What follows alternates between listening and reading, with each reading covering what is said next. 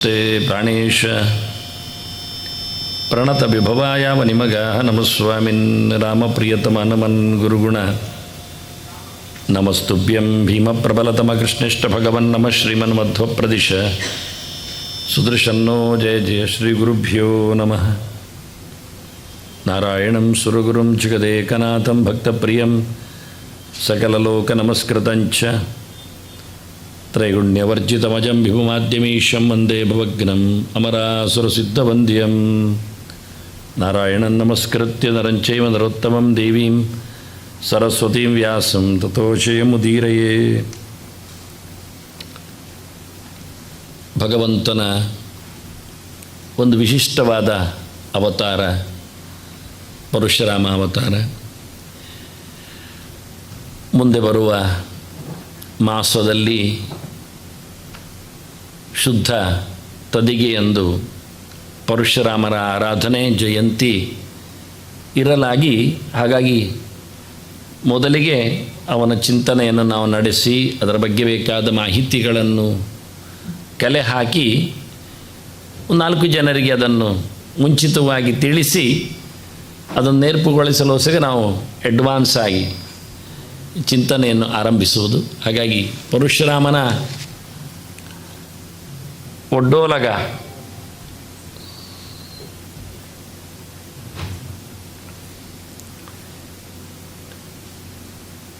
ಕಳೆದ ಬಾರಿ ರಾಮನ ಬಗ್ಗೆ ನಾವು ನೋಡಿದ್ದೇವೆ. ಯಾವ ಸಿಚುವೇಷನ್ನಲ್ಲಿ ಗ್ರಹಗತಿಯಲ್ಲಿ ರಾಮಚಂದ್ರ ಆವಿರ್ಭಾವ ಮಾಡಿದ ಅಂತ.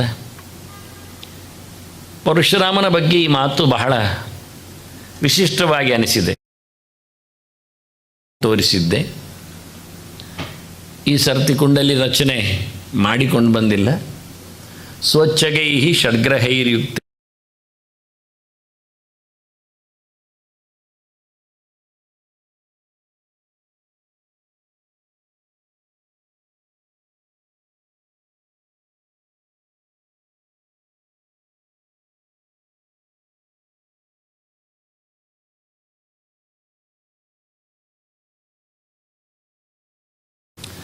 ವೈಶಾಖಸ್ಯ ಸಿತೆ ಪಕ್ಷೆ ತೃತೀಯಾಯಾಮ್ ಅಂದು ಇದ್ದ ನಕ್ಷತ್ರ ರಾಮನದ್ದೆ ಪುನರ್ವಸೌ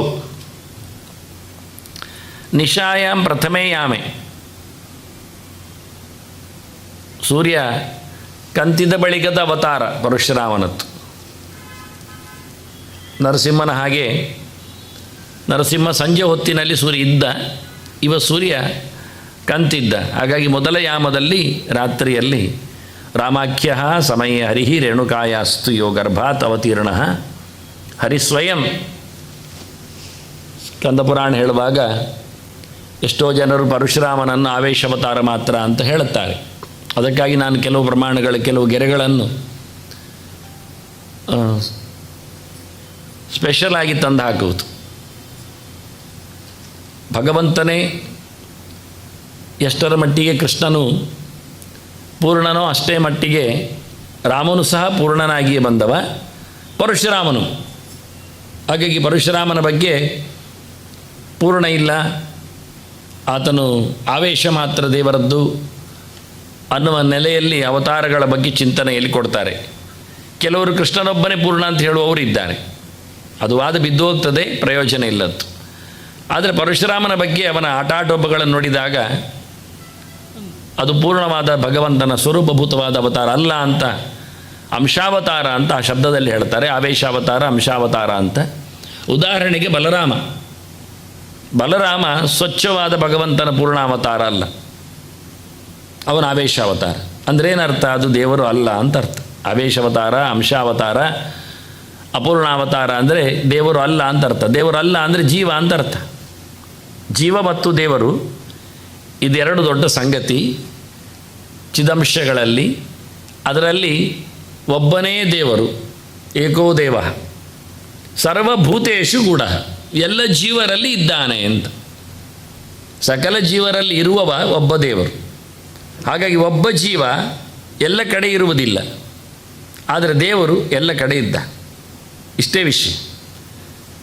ಹಾಗಾಗಿ ಇಂತಹ ನೆಲೆಯಲ್ಲಿ ನೋಡಿಕೊಂಡಾಗ ಪರಶುರಾಮ ಅವನು ಜೀವ ಅಲ್ಲ, ಬಲರಾಮ ಅವ ಜೀವ ಇದ್ದಾನೆ, ಅವನು ಶೇಷನು ಇದ್ದಾನೆ, ಅವನು ಧರಣೀಧರನಿದ್ದಾನೆ, ಅವನು ಲಕ್ಷ್ಮಣನಾಗಿ ಪಾತ್ರವನ್ನು ವಹಿಸಿದ್ದಾನೆ. ಹೀಗಾಗಿ ಈ ಕೆಲವು ಆವೇಶಗಳು ಅವತಾರಗಳ ಜೊತೆಯಲ್ಲಿ ನೋಡಿಕೊಂಡಾಗ ಹೇಳುವಾಗ ಲೆಕ್ಕಾಚಾರ ಮಾಡಿದಾಗ ರಾಮೋ ರಾಮಶ್ಚ ಅಂತ ಹೇಳಿಕೊಂಡು ಬಲರಾಮನನ್ನು ಸಹ ಯಾದಿಯಲ್ಲಿ ಸೇರಿಸಿದವರುಂಟು. ಪರಶುರಾಮ, ಕೋದಂಡರಾಮ, ಬಲರಾಮ ಅಂತ. ಅದಲ್ಲ ಅಂತ ಹೇಳಲಿಕ್ಕೋಸ್ಕರ ನಾನು ಪರಶುರಾಮನನ್ನು ಬಿಡುವುದೂ ಅಲ್ಲ, ಬಲರಾಮನನ್ನು ಹಿಡಿಯುವುದೂ ಅಲ್ಲ.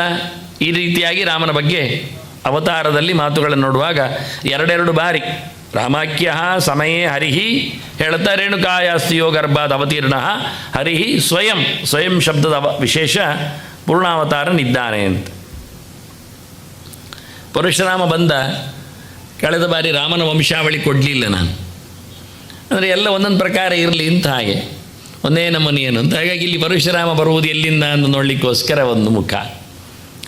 ಇನ್ನೊಂದು ಪರಶುರಾಮನ ಅವತಾರ ಯಾವತ್ತೂ ಆದದ್ದು ಅಂತ ಹೇಳಲಿಕ್ಕೆ ಪ್ರಧಾನವಾದ ಒಂದು ಗೆರೆ ಮತ್ಸ್ಯ ಪುರಾಣದ್ದು. ಏಕೋನವಿಂಶ್ಯಾಂ ತ್ರೇತಾಯಾಂ ಸರ್ವಕ್ಷತ್ರಾಂತಕೃತ ವಿಭು ಜಾಮದಗ್ನಿಯ ಅವತೀರ್ಣ ಅಂತ ಮಾತು. ಜಮದಗ್ನಿಯ ಮಗನಾಗಿ ಪರಶುರಾಮ ಬಂದದ್ದು ತ್ರೇತಾಯುಗದಲ್ಲಿ. ತ್ರೇತಾ ದ್ವಾಪರಯೋ ಸಂಧವು ಅಂತ ಮುಂದಿನ ಮಾತುಗಳುಂಟು. ತ್ರೇತಾಯುಗ ಮುಗಿತಾ ಇದೆ, ದ್ವಾಪರಯುಗ ಬರಲಿಕ್ಕಿದೆ ಅಂತ. ಅಂದರೆ ತ್ರೇತೆಯ ಆರಂಭದಲ್ಲೆಲ್ಲ ಕಡೆಯಲ್ಲಿ ಅಂತ. ಕೃಷ್ಣಾವತಾರ ಹೇಗೆ ದ್ವಾಪರಾವಸಾನದಲ್ಲಿ, ದ್ವಾಪರದ ಕಡೆಯಲ್ಲಿ, ಕಲಿಯುಗದ ಹತ್ತಿರದಲ್ಲಿ. ದ್ವಾಪರ ಭಾರಿ ಉದ್ದ ಇದೆ, 8 ಲಕ್ಷದ ಚಿಲ್ಲರೆ ವರ್ಷಗಳಿರಲಿಕ್ಕೆ ಹೋಗಿ ಮನುಷ್ಯಮಾನದಲ್ಲಿ. ಹಾಗಾಗಿ ಎಲ್ಲಿ ಬಂದ ಕೇಳಿದರೆ ಹಾಗೆ ತ್ರೇತ ಎನ್ನುವುದು 12,96,000 ವರ್ಷ ಇದೆ. ಅದನ್ನು ಆರಂಭದಲ್ಲಿ ಬಂದದ್ದಲ್ಲ, ದ್ವಾಪರಕ್ಕೆ ಹತ್ತಿರ ಬಂದಾಗ ಆಗಿದ್ದಾನೆ. ಅಲ್ಲಿ ಅದನ್ನು ಬರೆದಿಲ್ಲ ನಾನು. ಏಕೋನವಿಂಶ್ಯಾಂ 19ನೆಯ ತ್ರೇತಾಯುಗದಲ್ಲಿ ಆದತ್ತು. ವೈವಸ್ವತ ಮನ್ವಂತರ ಎನ್ನುವುದು ಅವತಾರಕ್ಕೆ ಪ್ರಧಾನವಾದ ಮನ್ವಂತರ. ನಾವು ತಿಳಿಬೇಕಾದ ವಿಷಯ. ಚತುರ್ಮುಖನ ಒಂದು ಹಗಲಿನಲ್ಲಿ 12 ಗಂಟೆ ಅಂತ ಸಾಮಾನ್ಯ ಇಟ್ಟುಕೊಳ್ಳಿ. ಹಗಲು ಅಂದರೆ 12 ಗಂಟೆ, ರಾತ್ರಿಯಿಂದ 12 ಗಂಟೆ ಅಂತ ಮಾಡಿಕೊಳ್ಳಿ. ಒಂದು ಹಗಲಿನ 12 ಗಂಟೆಯಲ್ಲಿ 14 ಜನರು ಅಧಿಕಾರಿಗಳು ಬರ್ತಾರೆ. ಬೆಳಗ್ಗಿನಿಂದ ಸಂಜೆವರೆಗೆ, ಸೂರ್ಯೋದಯದಿಂದ ಸೂರ್ಯಾಸ್ತದವರೆಗೆ ಅಂತ ಇಟ್ಕೊಳ್ಳಿ. 12 ಗಂಟೆಗೆ 14 ಜನ ಅಧಿಕಾರಿಗಳು, ಅಂದರೆ ಒಂದೊಂದು ಗಂಟೆ ಒಬ್ಬೊಬ್ಬರಲ್ಲ ಅಂತಾಯಿತು ಅರ್ಥ, ಸ್ವಲ್ಪ ಕಮ್ಮಿ ಆಗ್ತದೆ. ಆ ಅಧಿಕಾರಿಗಳಿಗೆ ಹೆಸರು ಮನ್ವಂತರರು ಅಂತ ಹೆಸರು, ಅವರ ಹೆಸರುಗಳು. ಮೊತ್ತ ಮೊದಲಿಗೆ ಮನ್ವಂತರನು ಚತುರ್ಮುಖನ ಮಗನೇ ಸ್ವಯಂಭುವನೇ ಆಗಿದ್ದಾನೆ. ಮುಂದೆ ಸ್ವಾರೋಚಿಷ ಮತ್ತು ಉತ್ತಮ ತಾಪಸ ರೈವತ ಅಂತ ಅವನ ಮಗನ ಮಕ್ಕಳು. ಆನಂತರ ಚಾಕ್ಷುಷ ಮತ್ತು ರೈವತ, ಆ ಮಧ್ಯದಲ್ಲಿ ರೈವತ ಹೇಳಿದ್ದೇನೆ. ಚಾಕ್ಷುಷ 6ನೇವ, 7ನೇವ ವೈವಸ್ವತ. ಈಗ ವಿವಸ್ವಾನ್ ಅನ್ನುವವನು ಸೂರ್ಯ, ಕಶ್ಯಪನ ಮಗ, ಆದಿತ್ಯಲ್ಲಿ ಬಂದವ. ಕಶ್ಯಪ ಮರೀಚಿಯ ಮಗ, ಮರೀಚಿ ಚತುರ್ಮುಖನ ಮಗ, ಚತುರ್ಮುಖ ನಾರಾಯಣನ ಮಗ. ಹಾಗಾಗಿ ಇವತ್ತು ನಾವು ಬಹಳ ಹತ್ತಿರದ ವಂಶದವರ ಒಡೆತನದಲ್ಲಿ ಇದ್ದೇವೆ. ವೈವಸ್ವತ ಮನ್ವಂತರ ಅಂದರೆ ಹಾಗೆ. ಈ ವೈವಸ್ವತ ಮನ್ವಂತರದಲ್ಲಿ ಇದು 7ನೇದು. ಇನ್ನು ಮುಂದಕ್ಕೆ 8ನೇ ಮನ್ವಂತರ ಸಾವರ್ಣಿಹಿ ಸೂರ್ಯತನಯ ಅಂತೇಳಿ ಯೋ ಮನುಹು ಕಥ್ಯತೆ ಅಷ್ಟಮಃ ಅಂತ ದಿನಾ ಪಾರಾಯಣ ಮಾಡೋರು ಹೇಳಿಕೊಳ್ತಾರೆ. 8ನೆಯ ಮನ್ವಂತರದ ಒಡೆಯ ಸೂರ್ಯನ ಮಗ ಸಾವರ್ಣಿ ಬರ್ತಾನೆ ಅಂತ, ಸೂರ್ಯ ಸಾವರ್ಣಿ ಅಂತ. ಅವನಿನ್ನೊಬ್ಬ ಸೂರ್ಯನದ್ದೇ ಮಗದೊಂದು ಮಗ ಬರ್ತಾನೆ. ಹೀಗೆ ಮುಂದಿನ ಸಾವರ್ಣಿ ಮನ್ವಂತರಗಳು ದಕ್ಷ ಸಾವರ್ಣಿ, ದೇವ ಸಾವರ್ಣಿ, ರುದ್ರ ಸಾವರ್ಣಿ, ಇಂದ್ರ ಸಾವರ್ಣಿ, ಬ್ರಹ್ಮ ಸಾವರ್ಣಿ ಅಂತ ಮುಂದಿನ ಎಲ್ಲ ಮನ್ವಂತರಗಳಿವೆ. ಹೀಗೆ 7ನೇ ಮನ್ವಂತರ ವೈವಸ್ವತದಲ್ಲಿ ಭಗವಂತನ ಅವತಾರಗಳಾಗುವುದು. ಅದರಲ್ಲಿ ಮತ್ಸ್ಯ ಅವತಾರ, ಕೂರ್ಮ ಅವತಾರ, ವರಾಹ ಅವತಾರ ಅಂತ ಹೀಗೆ ಒಂದೊಂದು ಅವತಾರಗಳು ಆಗ್ತಾ ಆಗ್ತಾ ಆಗ್ತಾ ಒಟ್ಟು 7ನೇ ಮನ್ವಂತರದಲ್ಲಿ 71 ಯುಗ ಚಕ್ರಗಳಿವೆ.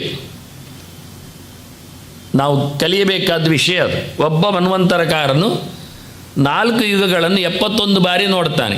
ಯುಗೈಕ ಸಪ್ತತೇ ಊರ್ಧ್ವಂ ಮನ್ವಂತರರ ಪೀರಿಯಡಿನ ಲೆಕ್ಕಾಚಾರದ ಕ್ರಮ.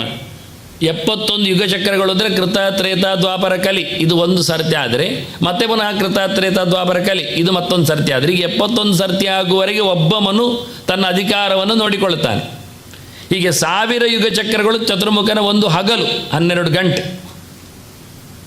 ಹೀಗೆ ವೈವಸ್ವತ ಮನ್ವಂತರದ 71 ಯುಗ ಚಕ್ರದಲ್ಲಿ 19ನೆಯ ಯುಗ ಚಕ್ರದ ತ್ರೇತಾಯುಗದಲ್ಲಿ ಪರಶುರಾಮನ ಅವತಾರ. ಇಷ್ಟು ಪೀರಿಯಡ್ಸ್ಗಳು, ಇಷ್ಟು ಲೆಕ್ಕಾಚಾರಗಳಿವೆ. ಒಂದು ಏಕೋನವಿಂಶ್ಯಾಂ ತ್ರೇತಾಯಾಮ್ ಹೇಳುವಲ್ಲಿ. ಈಗ ನಾವು ಜಪ ಮಾಡುವವರು ಅಷ್ಟಾವಿಂಶೆ ಕಲಿಯುಗೆ ಹೇಳ್ತೇವೆ. ಈ ಮನ್ವಂತರದ 28ನೇ ಯುಗ ಚಕ್ರದ ಕಲಿಯುಗದಲ್ಲಿ ನಾವೀಗ ಇದ್ದೇವೆ. ಹಾಗಾದರೆ ಇದು 19 ಆದರೆ ಎಷ್ಟು ಹಿಂದೆ ನೋಡಿ. 19 ಬಿಡಿ, 20 ಇಡೀ ಆಯಿತು. 20ರಿಂದ 27ರವರೆಗೆ 8 ಯುಗ ಚಕ್ರಗಳು ಗ್ಯಾರಂಟಿ ಮಧ್ಯದಲ್ಲಿವೆ. ನಾವು 28ರಲ್ಲಿದ್ದೇವೆ. ಆದರೆ ಮಧ್ಯದಲ್ಲಿ 20, 21, 22, 23, 24, 25, 26, 27 8 ಯುಗ ಚಕ್ರಗಳು ಇಡೀ ಕಳೆದಿವೆ. ಕಳೆದು ಕೃತ, ತ್ರೇತ, ದ್ವಾಪರ ಕಳೆದಿದೆ. ನಾವು ಕಲಿಯುಗದಲ್ಲಿದ್ದೇವೆ. ಅವನ 19ರಲ್ಲಿ ದ್ವಾಪರ ಮತ್ತು ಕಲಿ ಅದು 2 ಕಳೆದಿದೆ. ಇವತ್ತು ತ್ರೇತಾದಲ್ಲಿ ಒಂದಿಷ್ಟು ದೂರದಲ್ಲಿ ಒಂದು ಯುಗ ಚಕ್ರದಲ್ಲಿ 43,20,000 ಪೀರಿಯಡ್ ಆಗ್ತದೆ, ವರ್ಷಗಳು. ನಮ್ಮದು ಒಂದು ಯುಗ ಚಕ್ರ ಅಂದರೆ 43 ಲಕ್ಷ ಆಗ್ತದೆ. ಹಾಗಾಗಿ ಸುಮಾರಾಗಿ 3 ಯುಗ ಚಕ್ರ ಅಂದ್ರೇ 1 ಕೋಟಿ ವರ್ಷಕ್ಕೆ ಹೋಗ್ತದೆ. ಅದು ನಾನು 8, 9ರ ಮಟ್ಟಿಗೆ ಹೇಳಿದ್ದೇನೆ. ಹಾಗಾದರೆ 3 ಕೋಟಿ ವರ್ಷದಷ್ಟು ಕರಾರುವಾಕಾಗಿ ಲೆಕ್ಕ ಕೊಡಲಿಕ್ಕೆ ಬರ್ತದೆ. ಲೆಕ್ಕ ತರಲಿಲ್ಲ ಅಲ್ಲಿ. 3 ಕೋಟಿ ವರ್ಷದಷ್ಟು ಹಳೆಯ ಇತಿಹಾಸದೆಡೆಗೆ ನಾವು ಇವತ್ತು ಪರಶುರಾಮನನ್ನು ನೋಡ್ತಾ ಇದ್ದೇವೆ. ಏಕೋನ ವಿಂಶ್ಯಾಮ್. ಎಲ್ಲಿಂದ ಬಂದು ನಾರಾಯಣ ಇದ್ದಾನೆ. ನಾರಾಯಣನಿಂದ ಹುಟ್ಟಿ ಬಂದವ ಚತುರ್ಮುಖ. ಚತುರ್ಮುಖ ಬಂದವನಿಂದ ಮರೀಚಿ. ಮರೀಚಿಯಿಂದ ಕಶ್ಯಪ. ಕಶ್ಯಪನಿಗೆ ಅದಿತಿಯಲ್ಲಿ ಬಂದವನು ವಿವಸ್ವಾನ್. ವಿವಸ್ವಾನ್ನ ಮಗ ಶ್ರಾದ್ದ ದೇವ. ಅವನಿಗೆ ಹುಡುಗಿ ಬೇಕು ಅಂತ ಹೇಳಿ ಹೆಂಡತಿ ಹೇಳಿ ಇಳ ಅಂತ ಹುಡುಗಿ ಹುಟ್ಟಿದ್ದಾಳೆ. ಆ ಇಳೆಯನ್ನು ಮದುವೆ ಆದವನು ಬುಧ ಇದ್ದಾನೆ. ಬುಧನಿಂದಾಗಿ ಮತ್ತು ಪುರೂರವಸ್, ಅಲ್ಲಿಂದ ಚಂದ್ರವಂಶ ಬರ್ತದೆ. ಪುರೂರವಸ್ಸನಿಗೆ ಉರ್ವಶಿಯಲ್ಲಿ ಆಯು, ಶುತಾಯು, ಸತ್ಯಾಯು, ರಯ, ವಿಜಯ, ಜಯ ಅಂತ ಅಷ್ಟು ಜನರು ಬಂದಿದ್ದಾರೆ. ಆಯುಷ್ಯನಿಂದ ಬಂದವ ನೌಷ. ನೌಷನಿಂದ ಬಂದವ ಯದು. ಯದುವಿನಿಂದ ಬಂದವ ಯಯಾತಿ. ಯಯಾತಿಯಿಂದ ಬಂದವ ಯದು. ಯದುವಿನಿಂದ ಬಂದವ ಯಾದವ. ಕೃಷ್ಣದು ಬೇರೆ ಕವಲ್. ಇಷ್ಟರ ಮಟ್ಟಿಗೆ ಸರಿ ಇದೆ. ಉರ್ವಶಿ ಪುರೂರವಸ್ಸಿನ ನಂತರದಲ್ಲಿ ಬರುವವರಲ್ಲಿ 5-6 ಜನರಲ್ಲಿ ಒಬ್ಬ ವಿಜಯ. ಆಯು, ಶುತಾಯು, ರಯ, ವಿಜಯ, ಜಯ ಅಂತ ಹೆಸರುಗಳನ್ನು ಹೇಳಿದೆ. ಪುರೂರವಸ್ಸಿನ ಮಕ್ಕಳಲ್ಲಿ ಒಬ್ಬ ವಿಜಯ ಎನ್ನುವವ. ಅವನ ವಂಶದಲ್ಲಿ ಭೀಮರಥ. ಅವನಿಂದ ಕಾಂಚನವರ್ಣ ಮತ್ತು ಹೋತ್ರಕ. ಆನಂತರ ಗಂಗೆಯನ್ನು ಅಪೋಷಣ ಮಾಡಿದ ರಾಜಋಷಿಯಾಗಿ ನಿಂತ, ವನವಾಸದಲ್ಲಿ ನಿಂತ ಜನ್ನು ಋಷಿ. ಅವನು ಋಷಿ ಆದದ್ದು, ರಾಜಋಷಿ ರಾಜ ಅವ. ಆ ವಂಶದಲ್ಲಿ ಜನ್ನುವಿನ ಮಗ ಸುಮಂತ್ರ. ಅವನಿಂದ ಬಲಾಕ. ಬಲಾಕನ ಮಗ ಅಜಕ. ಅಜಕನ ಮಗ ಕುಶ. ಕುಶನ ಮಗ ಕುಶಾಂಬ. ಅವನ ಮಗ ಗಾಧಿ. ಅವನು ಇಂದ್ರ ಅವತರಿಸಿದವ. ಗಾಧಿಯ ಮಗಳು ಸತ್ಯವತಿ. ಈ ಸತ್ಯವತಿಯನ್ನು ಮದುವೆ ಆದವ ಋಷಿಕ. ನನಗೆ ಹುಡುಗಿ ಕೊಡು ಅಂದ. ಗಾದಿ ಹತ್ರ ಹೇಳಿ ಅವನು ಆಚೀಚೆ ನೋಡಿದ. ಮತ್ತು ಋಷಿಗಳಿಗೆ ರಾಜಕುಮಾರಿಯನ್ನು ಕೊಟ್ಟರೆ ಉಪಯೋಗ ಆಗುವುದಿಲ್ಲ, ರಾಜತನ. ಕೊಡದಿದ್ದರೆ ಶಾಪ ಆಗ್ತಾರೆ. ಆಗದ ಒಂದು ಕೆಲಸ ಹೇಳುವ ಅಂತ ಏಕತ ಶ್ಯಾಮಕರ್ಣಾನಾಂ ಸಹಸ್ರಂ ಅಶ್ವಂ ಅಂತ ಹೇಳಿಕೊಂಡು ನನಗೆ ಒಂದು ಕಿವಿ ಕಪ್ಪಿರುವ 1000 ಕುದುರೆಗಳನ್ನು, ಬಿಳಿ ಕುದುರೆಯನ್ನು ತಂದು ಕೊಡಬೇಕು ಹೇಳಿದ. ಒಂದು ಕಿವಿ ಮಾತ್ರ ಬಿಳಿ ಕುದುರೆ 1000 ಬೇಕು ಅಂದ. ಡಿಮ್ಯಾಂಡ್ ಎಂತ ಮಾಡಿದ್ರೆ ಅದನ್ನು ಕೊಡೋದು. ಇದು ವಧು ದಕ್ಷಿಣೆ. ಆಗ ಸರಿ ಹೇಳಿದ. ವರುಣರಾಜನಲ್ಲಿ ಹೋಗಿ ಕೇಳಿದ ಋಷಿಕ, ನನಗೆ ಕುದುರೆ ಬೇಡ, ಅವನಿಗೆ ಬೇಕಂತೆ ತಗೊಂಡು ಹೋಗಲಿಕ್ಕೆ. ಆಯ್ತು ಮಾರಾಯ ಅಂತ ಕೊಟ್ಟುಬಿಟ್ಟೆ. ಆಗ ಆ ಹುಡುಗಿಗೆ ತಗೊಂಡು ಬಂದ ಋಷಿಕ. ಅವಳು ಭಾರಿ ಒಳ್ಳೆಯವಳು, ಸತ್ಯವತಿ. ಅವಳು ವಾಸ್ತವವಾಗಿ ಭಗವಂತನ ಬಗ್ಗೆ ಪ್ರೀತಿ ಉಳ್ಳವಳು. ಋಷಿಯನ್ನು ಮದುವೆ ಆಗುವುದರಲ್ಲಿ ಇಷ್ಟಪಟ್ಟವಳು. ಅವಳೇನು ಅಯ್ಯೋ ಒಬ್ಬ ಋಷಿ ತಗೊಂಡು ಹೋದ ಅಂತ ಅತ್ತವಳಲ್ಲ, ಬೇಸತ್ತವಳಲ್ಲ, ಇಷ್ಟಪಟ್ಟವಳೆ. ಋಷಿಕೆ ಎಲ್ಲಿಂದ ಬಂದಿದ್ದಾನೆ ಅಂದರೆ ಮತ್ತೆ ಪುನಃ ನಾವು ನಾರಾಯಣನೆಡೆಗೆ ಹೋದರೆ, ನಾರಾಯಣ ಮಗನಾಗಿ ಬಂದ ಚತುರ್ಮುಖನಿಗೆ ಹುಟ್ಟಿ ಬಂದವನು ಭೃಗು ಇದ್ದಾನೆ. ಮರೀಚಿ, ಅತ್ರಿ, ಅಂಗಿರಸ್, ಪುಲಸ್ತ್ಯ, ಪುಲಹ, ಭೃಗು, ವಸಿಷ್ಠ ಇವರೆಲ್ಲ ಹುಟ್ಟಿದವರು. ಒಂದು ಕವಲಲ್ಲಿ ಮರೀಚಿ ಬಂದರೆ ಇನ್ನೊಂದು ಚತುರ್ಮುಖನ ಮಗನಾಗಿ ಬಂದವ ಭೃಗು.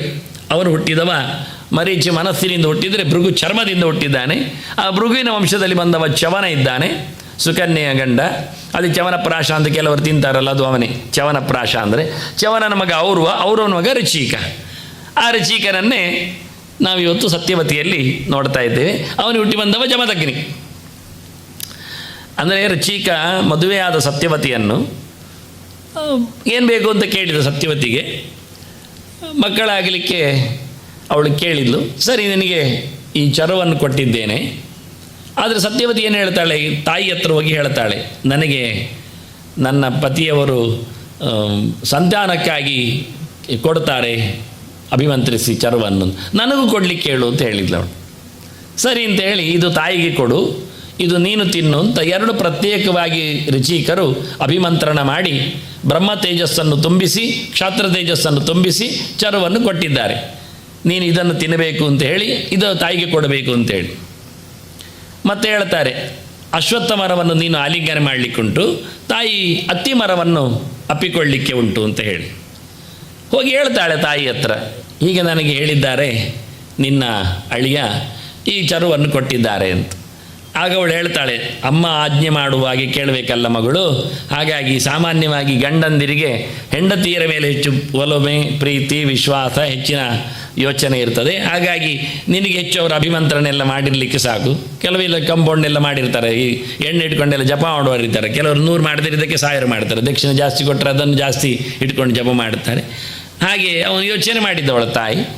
ಆದರೆ ನಿನ್ನದು ನನಗೆ ಕೊಡು ಚರು ಅಂತ ಹೇಳಿ ತಗೊಳ್ತಾಳೆ. ನೀನು ಇದನ್ನು ಮಾಡು ಅಂತೇಳಿ ಆಲಿಂಗನೆಯಲ್ಲಿಯೂ ಬದಲು ಮಾಡ್ತಾರೆ. ನೋಡಿದ ರಿಚಿಕ ಗರ್ಭವನ್ನು ಹೆಂಡತಿಯಲ್ಲಿ ಹೇಳಿದ, ಇದು ಎಡವಟ್ಟಾಗಿದೆ, ನಿನ್ನ ಅಮ್ಮನ ಮಾತು ಕೇಳಿ ನೀನು ಆಚೀಚೆ ಮಾಡಿಕೊಂಡೆ.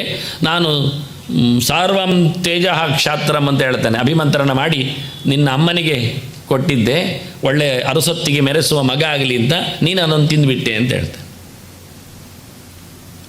ಇಡೀ ಬ್ರಹ್ಮ ತೇಜಸ್ಸನ್ನು ತುಂಬಿಸಿ ನಾನು ಆ ಮಂತ್ರದಲ್ಲಿ ಹಾಕಿ ಕೊಟ್ಟಿದ್ದೇನೆ, ಅದನ್ನು ಅವಳು ತಿಂದುಬಿಟ್ಟಿದ್ದಾಳಲ್ಲ ಅಂತ ಹೇಳ್ತಾನೆ. ಬೇಡ ಬೇಡ, ನನಗೆ ಕ್ಷಾತ್ರ ಹುಡುಗ ಮಗನಾಗಿ ಬರುವುದು ಬೇಡ, ನನ್ನ ಮೊಮ್ಮಗ ಬೇಕಾದರೆ ಆಗಲಿ ಅಂತ ಅವಳೇ ಕೇಳಿಕೊಂಡದ್ದು ಸತ್ಯವತಿಯೇ. ಸರಿ ಅಂತ. ಹಾಗಾಗಿ ಜಮದಗ್ನಿ ಹುಟ್ಟಿದ್ದಾನೆ, ಅಲ್ಲಿ ವಿಶ್ವಾಮಿತ್ರ ಹುಟ್ಟಿದ್ದಾನೆ. ಕ್ಷಾತ್ರ ತೇಜಸ್ಸನ್ನು ದಿಗ್ಬಲಂ ಕ್ಷತ್ರಿಯ ಬಲಂ ಹೇಳ್ತಾ ಬ್ರಹ್ಮತೇಜೋ ಪರಂಬಲಂ ಹೇಳಿ ಅಲ್ಲಿ ಏನು ಚೇಂಜಸ್ ಮಾಡಲಿಕ್ಕೆ ಹೋಗಲಿಲ್ಲ, ಹೇಳಲೇ ಇಲ್ಲ, ಅಲ್ಲಿ ಎಂಥದ್ದಾಗಲಿಲ್ಲ. ಅಮ್ಮ ಮಾಡಿದ ತಪ್ಪು ಯಾರು ಮಾತಾಡಲಿಕ್ಕೆ ಹೋಗಲಿಲ್ಲ, ಮತ್ತೆ ತಿಳಿಸಿಕೊಡಲಿಲ್ಲ ಇವಳು. ಇಲ್ಲಿ ತಾನು ಸರಿ ಮಾಡಿಕೊಂಡ್ಳು. ಅಲ್ಲಿ ಹಾಗೆಯೇ ಬ್ರಹ್ಮ ತೇಜಸ್ಸು ಬೆಳೆಯಿತು. ಕ್ಷತ್ರಿಯನಾಗಿ ಬಂದ ವಿಶ್ವಾಮಿತ್ರ ಎಷ್ಟೋ ಕಾಲಗಳ ಕಾಲ ಜಪ ತಪಸ್ಸು ಅನುಷ್ಠಾನ ಮಾಡಿ ಅವರ ಮಂತ್ರಸಿದ್ಧಿಯಂತೆ, ಈ ಚರವಿನ ಪ್ರಾಶನದ ವಿಶೇಷತೆಯಂತೆ ಅವನು ಬ್ರಹ್ಮರ್ಷಿಯಾಗಿ ಬಿಟ್ಟ. ಅದೊಂದು ದೊಡ್ಡ ಮೈಲಿಗಳು ಇತಿಹಾಸದಲ್ಲಿ. ಆದರೆ ಆಗುವುದು ಹೌದು ಹೇಳಲಿಕ್ಕೆ ಕಾರಣ ಮಂತ್ರದ ಪ್ರಭಾವ, ಒಬ್ಬ ಬ್ರಾಹ್ಮಣನ ತೇಜಸ್ಸಿನ ಪ್ರಭಾವ ಹೊರತು ಮತ್ತೇನೂ ಅಲ್ಲ. ಬದಲಾಗುವುದೇ ಇಲ್ಲ ಅಂತಾರೆ. ಆದರೂ ಬದಲಾಗಿದೆ ಎನ್ನುವುದಕ್ಕೆ ವಿಶ್ವಾಮಿತ್ರನೇ ಒಂದು ದೊಡ್ಡ ಉದಾಹರಣೆ. ಇಲ್ಲಿ ಈ ವಿಷಯ ಜಮದಗ್ನಿಯಿಂದ ಬಂದದ್ದು. ಜಮದಗ್ನಿ ಬದಲಾಯಿಸಿಕೊಂಡವ. ನಿಜವಾಗಿ ಇಲ್ಲಿ ಕ್ಷಾತ್ರ ತೇಜಸ್ಸು ಬರಬೇಕಿದ್ದು, ಬಾರದೆ ಇನ್ನು ಮುಂದಕ್ಕೆ ಹೋಗುವ ಹಾಗೆ ಇಲ್ಲಿ ಕ್ಷಾತ್ರ ತೇಜಸ್ಸಿನಾಗಿ ಬಂದದ್ದು ಜಮದಗ್ನಿಯ ನಂತರದಲ್ಲಿ ಪರಶುರಾಮ. ಪರಶುರಾಮ ಮಧ್ಯದಲ್ಲಿ ಕೊಟ್ಟಿದೆ. ಆಗ ಅವನು ಜಮದಗ್ನಿ ಮಗನಾಗಿ ಬಂದಿದ್ದಾನೆ. 5 ಮಕ್ಕಳಲ್ಲಿ ಒಬ್ಬ ಕಡೆಯವವ. ಆಚಾರ್ಯರು ಪರಶುರಾಮನನ್ನು ಕಂಡ ಬಗೆ ಆದ್ದರಿಂದ ಹೆಡ್ಡಿಂಗಲ್ಲಿ 2 ಹಾಕಿದ್ದೇನೆ. ಹೆಚ್ಚಿನವರಿಗೆಲ್ಲ ಪರಶುರಾಮ ಅಂದರೆ ಪರಶು ಮಾತ್ರ ರಾಮ ಅಂತ ಅಲ್ಲ.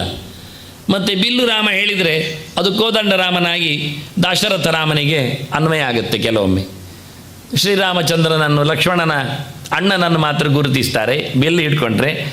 ಅದಕ್ಕೆ ಹೆಚ್ಚಿನವರೆಲ್ಲ ಪರಶು ಮಾತ್ರ ಕೈಯಲ್ಲಿ ಕೊಡ್ತಾರೆ. ಪರಶು ಮತ್ತು ಬಿಲ್ಲು 2 ಸಹ ಪರಶುರಾಮನ ಆಯುಧ.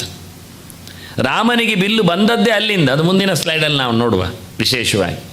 ಹಾಗಾಗಿ ಪ್ರಧಾನನಾಗಿ 2 ಕೈಯಲ್ಲಿದ್ದಾನೆ.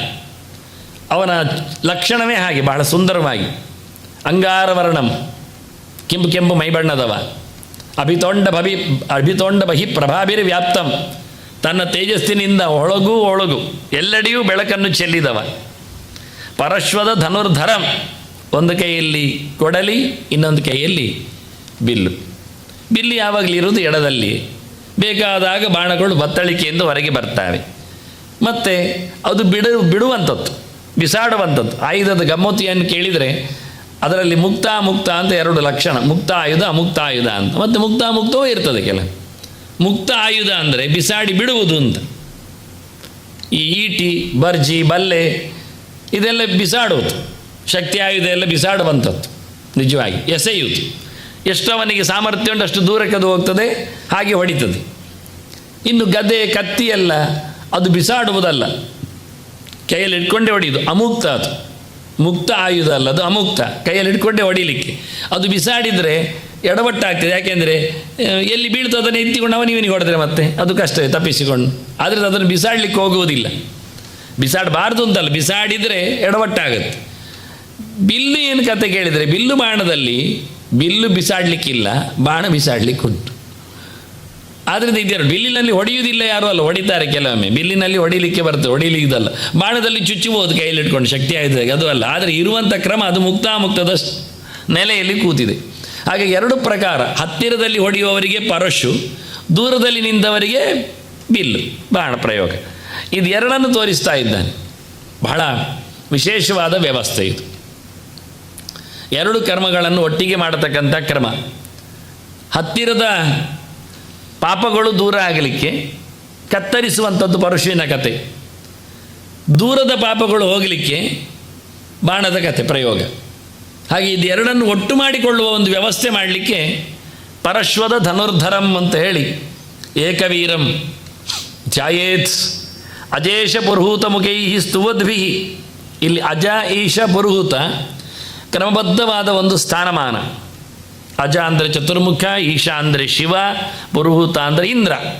ಅಂದರೆ ಈ ಮಾತುಗಳೆಲ್ಲ ಬಹಳ ಅದ್ಧೂರಿಯಾದ ಕೆಲವು ಲಕ್ಷಣಗಳನ್ನು ನಮಗೆ ಪರಿಚಯಿಸ್ತದೆ.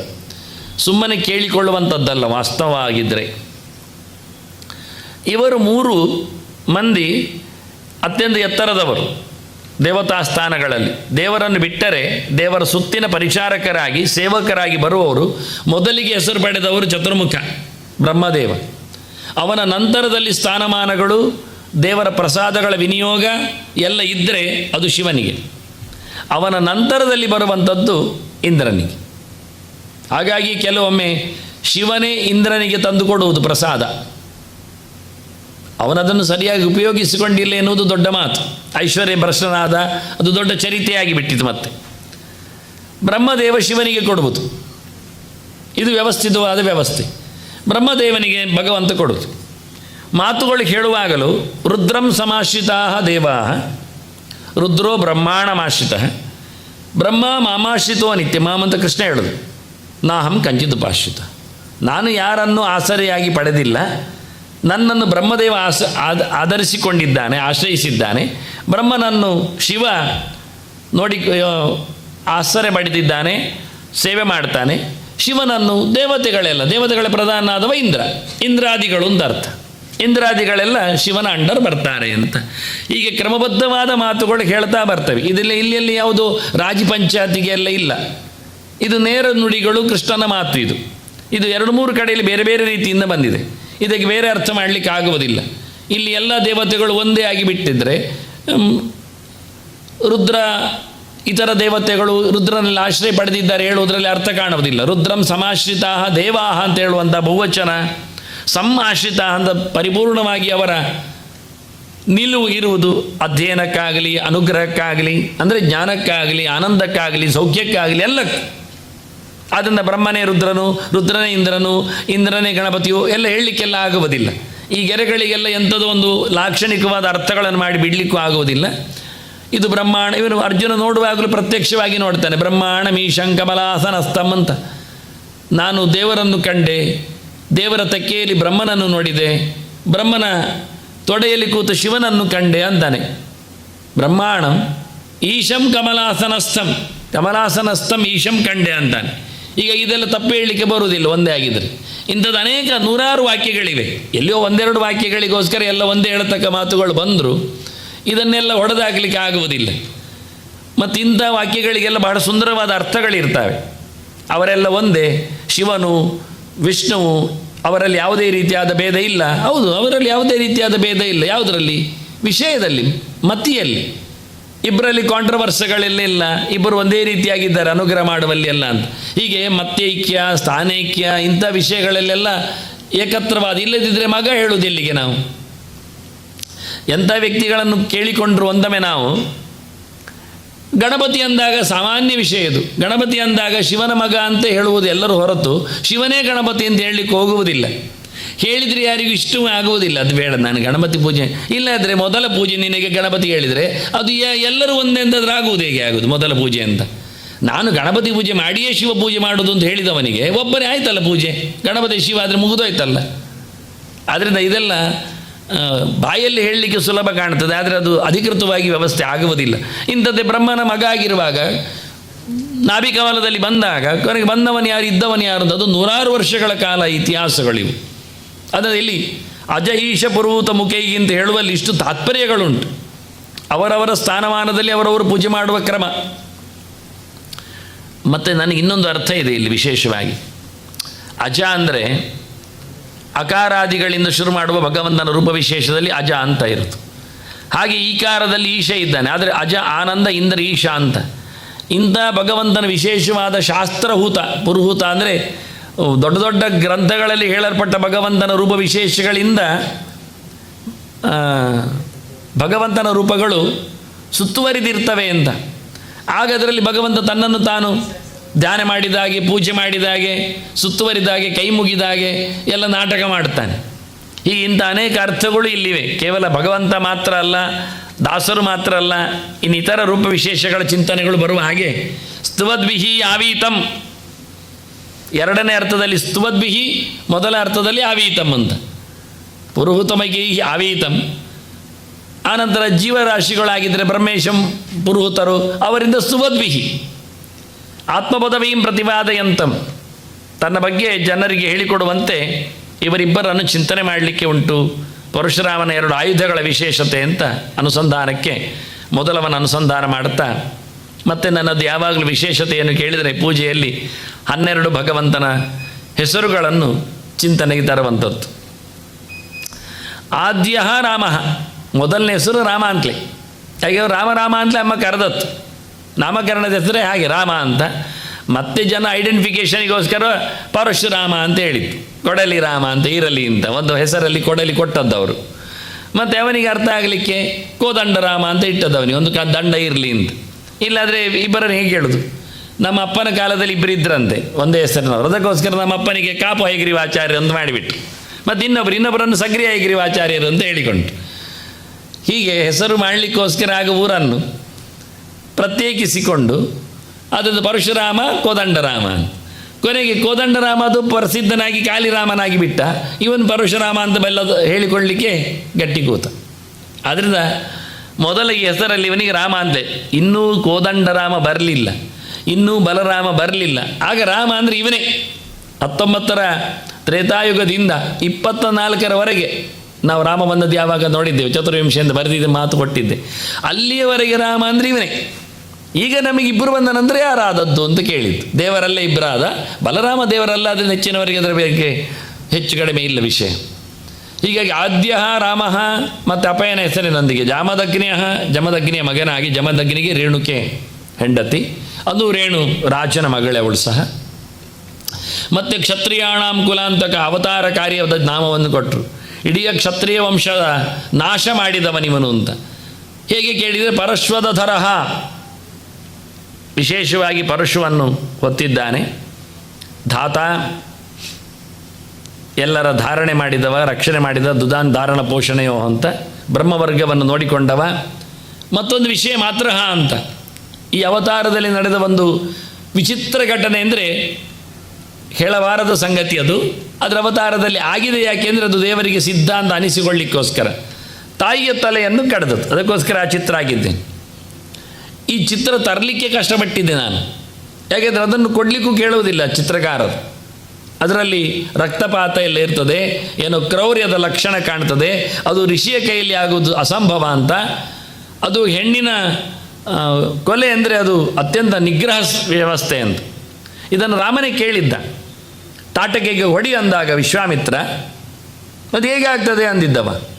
ಆಗ ಅವಳ ತಪ್ಪುಗಳನ್ನು, ಅನ್ಯಾಯಗಳನ್ನು ಎಲ್ಲ ಹೇಳ್ತಾ, ಅಂದರೆ ಹೆಣ್ಣು ಮಕ್ಕಳು ಹಾಳಾದವರು ಇಲ್ಲವೇ ಇಲ್ಲ ಅಂತ, ಇತಿಹಾಸ ಅಲ್ಲ ಅಂತ ಮನವರಿಕೆ ಮಾಡಿಸಿ, ಇಂಥದ್ದು ಪೂತನೆಯಂಥವರು ಹಾಲು ಉಣಿಸುವವರೇ ಇದ್ದಾರೆ ಅಂತ ತೋರಿಸಿಕೊಟ್ಟು, ಇನ್ನೂ ದೊಡ್ಡ ಸಂಗತಿ ಅಂದರೆ ಮಹಾಭಾರತ ಕಾಲದಲ್ಲಿ ದ್ರೌಪದಿಯ ಮಾನಾಪಹಾರಕ್ಕೆ ರಾಜಕುಮಾರರು ಯತ್ನಿಸಿದಾಗ ದುರ್ಯೋಧನಾದಿಗಳ ಮಡದಿಯರು 100 ಜನ ಯಾರೂ ಆಕ್ಷೇಪ ಮಾಡಲಿಲ್ಲ, ಸ್ವರ ಎತ್ತಲಿಲ್ಲ. ಯಾವ ವಿಷಯದಲ್ಲಿಯೂ ಗಾಂಧಾರಿ ತನ್ನ ಸೊಸೆಯಂದಿರನ್ನು ಎತ್ತಿ ಕಟ್ಟಲಿಲ್ಲ. ಗಾಂಧಾರಿಗೆ ಸ್ಪಷ್ಟತೆ ಇದೆ, ಆದರೆ ಚಕಾರ ಬರಲಿಲ್ಲ. ಆಗುವ ಮುಂಚೆ ಧೃತರಾಷ್ಟ್ರ ಗಾಂಧಾರಿಯರೆಲ್ಲ ಸಭೆಗೆ ಬಂದಿದ್ದಾರೆ. ಆದ್ದರಿಂದ ಕೆಟ್ಟ ಮಕ್ಕಳಿರಬಹುದು, ಕೆಟ್ಟ ತಾಯಿ ಬರಲಿಕ್ಕಿಲ್ಲ ಅನ್ನತಕ್ಕಂಥ ಗೆರೆ ಉಂಟಲ್ಲ, ಅದನ್ನು ವಾಪಸ್ ಪಡಿಬೇಕಾಗ್ತದೆ. ಅದನ್ನು ಹೇಳಿಕೊಂಡು ಅಳುವಂಥದ್ದಾಗಲಿ ಗೋಗರಿಯುವಂಥದ್ದಾಗಲಿ ಅದು ಎರಡಕ್ಕೂ ಸಂಬಂಧ ಇಲ್ಲ ಹೇಳಿಕೋಸ್ಕರ ರಾಮಾಯಣ ಮತ್ತು ಮಹಾಭಾರತ ಎರಡನ್ನು ಇಟ್ಟದ್ದು ದೃಷ್ಟಾಂತವಾಗಿ. ಅದಕ್ಕೂ ಮೊದಲು ನಡೆದ ಘಟನೆ ಇದು. ಅಪ್ಪ ಹೇಳಿದ, ಅಮ್ಮ ತಡವಾಗಿ ಬರ್ತಾ ಇದ್ದಾಳೆ, ನೀರು ಕಲುಷಿತವಾಗಿದೆ, ಆಕೆ ಮನಸ್ಸು ಕೆಟ್ಟಿದೆ, ದೃಷ್ಟಿ ಹಾಳಾಗಿದೆ, ತಲೆ ತೆಗಿಯಿಂದ ಮಗನಿಗೆ ಮಾಡಲಿಲ್ಲ. ಮತ್ತೊಂದು ಮಗನಿಗೆ ಹೇಳಿದ, ನಡೆಸಲಿಲ್ಲ. ಕೊನೆಗೆ ರಾಮನಿಗೆ ಹೇಳಿದ, 5ನೇವನಿಗೆ. ಅವ ಅಪ್ಪ ಹೇಳಿದ ಅಂತ ತಲೆ ಕಡ್ದು ಬಿಟ್ಟ. ಮತ್ತು ಅವನದ್ದು ಮಾತ್ರ ಅಲ್ಲ, ನನ್ನ ಹೆಸರು ಮಾತಾಡದ ಕೇಳದ ನಿನ್ನ ಅಣ್ಣಂದಿರದು ತಲೆ ತೆಗಿ ಅಂದ. ತೆಗೆದ. ಅಪ್ಪ ಕೇಳ್ತಾನೆ ರಾಮನ ಹತ್ರ, ಭಾರಿ ಒಳ್ಳೆ ಮಗ ನೀ ಮಾಡಿದೆ, ಹೇಳಿತ್ತು, ಏನಾಗಬೇಕು ಹೇಳು, ಅವರೆಲ್ಲ ಬದುಕಲಿ ಅಂದ. ಬದುಕಿದ್ರು. ಅಂದರೆ ತನ್ನ ಅಪ್ಪನ ಯೋಗ್ಯತೆ ಶಕ್ತಿ ಮಗನಿಗೆ ಗೊತ್ತಿತ್ತು, ಅದನ್ನು ತೋರಿಸ್ಲಿಕ್ಕೋಸ್ಕರ ಆಗಲಿ ಅಂದ. ಬಹಳ ದೊಡ್ಡ ಇತಿಹಾಸ ಇದು. ಚಿರಕಾರಿ ಮತ್ತು ಶೀಘ್ರಕಾರಿ ಅಂತ ಇಬ್ಬರ ಕಥೆ ಇದೆ, ಬಹಳ ದೊಡ್ಡ ವಿಷಯ ಅದು. ಗೌತಮರು ಅದರಲ್ಲಿ ಮೊದಲು ಬಂದವರು. ಗೌತಮರ ಮಗನ ಹತ್ರ ಹೇಳಿದ, ನಿನ್ನಮ್ಮ ಹಾಳಾಗಿದ್ದಾಳೆ, ಕಡ್ದಾಕು ಅಂದ. ಸಿಟ್ಟಿನಲ್ಲಿ ಹೋಗಿಬಿಟ್ಟ ಗೌತಮ. ಬಹಳ ಸಮಯ ಆಯಿತು. ಗೌತಮರು ಹೋದಾಗ ಯೋಚನೆ ಮಾಡಿದರು, ನಾನು ಗಡಿಬಿಡಿ ಮಾಡಿದೆ, ಆದರೆ ನನ್ನ ಮಗ ಅವ ಚಿರಕಾರಿ ಇದ್ದಾನೆ, ಎಲ್ಲ ತಡ ಮಾಡು. ಆದ್ದರಿಂದ ಇವತ್ತು ಚಿರಕಾರಿ ತಡ ಮಾಡಿದರೆ ಉಂಟಲ್ಲ, ನನಗೆ ತುಂಬ ಇಷ್ಟ ಆಗ್ತದವ ಅಂತ ಹೇಳಿ ಹಿಂದೆ ಬರ್ತಾ ಇದ್ದಾನೆ. ಇವ ಮಗ ಅಪ್ಪ ಹೇಳಿದ್ದಾನೆ ಕಡಿಬೇಕು ಅಂತ ಅಮ್ಮನನ್ನು. ನಾನು ಹೇಗೆ ಕಡೀಲಿ? ಅಪ್ಪನ ಮಾತು ಬಿಟ್ಟರೆ ತಪ್ಪಾಗ್ತದೆ. ಅಮ್ಮನನ್ನು ಕಡಿಯೋದು ಅದು ಸರಿಯಾಗುವುದಿಲ್ಲ ಮಗನಾದ ನನಗೆ. ಈಗ ಯಾವುದನ್ನು ನಾನು ಗಮನಿಸಬೇಕು, ಗುರುತಿಸಬೇಕು ಹೇಳಿಕೊಂಡು ಲೆಕ್ಕಾಚಾರ ಮಾಡ್ತಾ ಕೂತಿದ್ದಾನವ. ಅಪ್ಪ ಬಂದ ತಕ್ಷಣ ನೋಡಿದ, ಚಿರಕಾರಿ ಅಂದ. ಅಪ್ಪ ಅಂತ ನಮಸ್ಕಾರ ಮಾಡಿ, ತಪ್ಪಾಯ್ತಪ್ಪ, ನಾನು ನಿನ್ನ ಮಾತನ್ನು ನಡೆಸಿಕೊಡಲಿಲ್ಲ, ಒಳ್ಳೆಯದಾಯಿತು ಅಂದ. ನೀನು ಚಿರಕಾರಿ ಆದದ್ದು ಒಳ್ಳೆಯದಾಗಿದೆ ಅಂದ. ಹೀಗೆ ಇಂಥ ಘಟನೆಗಳು ನಡೆದಿದೆ. ಇಲ್ಲಿ ರಾಮನಿಗೆ ಚಿರಕಾರಿಯ ಕಥೆ ಏನಿಲ್ಲ, ಅಪ್ಪನ ಆದೇಶ. ಒಂದೊಮ್ಮೆ ಅಪ್ಪ ಬದುಕಿಸದಿದ್ದರೆ ತಾನು ಬದುಕಿಸ್ತಾನೆ ಗೊತ್ತಿದೆ, ಆದ್ದರಿಂದ ಮಾಡಿದ. ಇದು ಮುಖ್ಯ ವಿಷಯ. ಯಾರಿಗೆ ತಮ್ಮ ಸಾಮರ್ಥ್ಯ ಇನ್ನೊಬ್ಬರ ಸಾಮರ್ಥ್ಯದ ಬಗ್ಗೆ ಪೂರ್ಣ ಜ್ಞಾನ ಇರ್ತದೆ ಅಂಥವನು ಮಾತ್ರ ಮಾಡಬಹುದಾದ ಕೆಲಸ ಇತ್ತು. ಯಾರಿಗೆ ಇನ್ನೊಬ್ಬರ ನಾಲೆಜು ಗೊತ್ತಿಲ್ಲ, ತನ್ನದು ಗೊತ್ತಿಲ್ಲ, ಯಾರು ಆತ್ಮಾಪರೋಕ್ಷ ಅಲ್ಲ, ಯಾರು ಪರಾಪರೋಕ್ಷ ಅಲ್ಲ ಅಂಥವ್ರು ಮಾಡುವಂಥದ್ದಲ್ಲ ಇದು.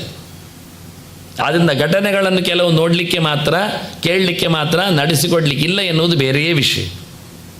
ಆದ್ದರಿಂದ ಭಗವಂತ ಕ್ಷೇತ್ರಜ್ಞಾತತ್, ಎಲ್ಲರ ಒಳಗಿದ್ದಾನೆ, ಅರಿವಿನಲ್ಲಿದ್ದಾನೆ. ನಾವು ಯಾರು ನಮ್ಮೊಳಗೂ ಅರಿವಿಲ್ಲ, ಇನ್ನೊಬ್ಬರಲ್ಲಿಯೂ ಗೊತ್ತಿಲ್ಲ. ನಮ್ಮ ಹೊಟ್ಟೆಯೊಳಗೆ ಏನಿದೆ, ನಾವು ಹೇಗಿದ್ದೇವೆ ಅಂತ ನಮಗೆ ಗೊತ್ತಿಲ್ಲ. ನಮಗೆ ದೇಹ ಇದು ನಮ್ಮದು ಅಂತ ಭಾರಿ ಅಭಿಮಾನ ಇದೆ, ಆದರೆ ಚೂರು ಗೊತ್ತಿಲ್ಲ. ಇನ್ನೊಬ್ಬರದ್ದು ಗೊತ್ತಾಗೋದು ಹೇಗೆ ನಮಗೆ? ಭಗವಂತ ಆಗಲ್ಲ. ಆದ್ದರಿಂದ ತಂದೆಯ ಆರ್ಡರ್, ತಾಯಿಯ ಕತೆ, ಅವಳನ್ನು ಶುದ್ಧ ಮಾಡುವ ರೀತಿ ಎಲ್ಲವೂ ಅದ್ಭುತವಾಗಿದೆ ಇದು. ಆದ್ದರಿಂದ ಆ ಒಂದು ಮಾತು, ಮಾತೃಘ್ನೇ ನಮಃ ಅಂತ ಮಾತೃಜೀವಕಃ, ಕೂಡಲೇ ಅಮ್ಮನನ್ನು ಮತ್ತೆ ಬದುಕಿಸಿದವ ಎನ್ನತಕ್ಕ ಚಿಂತನೆ ಅದ್ಭುತವಾಗಿದೆ. ದ್ವಾದಶನಾಮದಲ್ಲಿ ಸಮುದ್ರ ತೀರ ನಿಲಯ ಮತ್ತು ಮಹೇಶಾಖಿಲ ಪಾಠಿತ, ಶಿವ ಪಾಠ ಮಾಡಿದ್ದಾನೆ ಅಂತ ಕತೆ. ಅದಕ್ಕೆಲ್ಲ ಉತ್ತರ ಮುಂದೆ ಹೇಳುತ್ತೇನೆ ನಾನು. ಶಿವನ ಹತ್ರ ಆದ್ದರಿಂದ ಆಚಾರ್ಯರು ಕೊಟ್ಟದ್ದು ರಾಮ ಭೃಗುರ್ಧ್ವ ಸೂರ್ಜಿತ ದೀಪ್ತೆ ಕ್ಷತ್ರಕುಲಾಂತಕ ಶಂಭುವರೇಣ್ಯ ಅಂತ. ಇನ್ನು ಶಿವನಲ್ಲಿ ಪಾಠ ಕೇಳಿದ್ರಿಂದ ಪರಶುರಾಮ ಸಣ್ಣವ ಅಂತ ಹೇಳಲಿಕ್ಕೆ ಹೋಗಬೇಡಿ. ಅವನಲ್ಲಿ ಪಾಠ ಕೇಳಿ ಶಿವ ದೊಡ್ಡವನಾದ.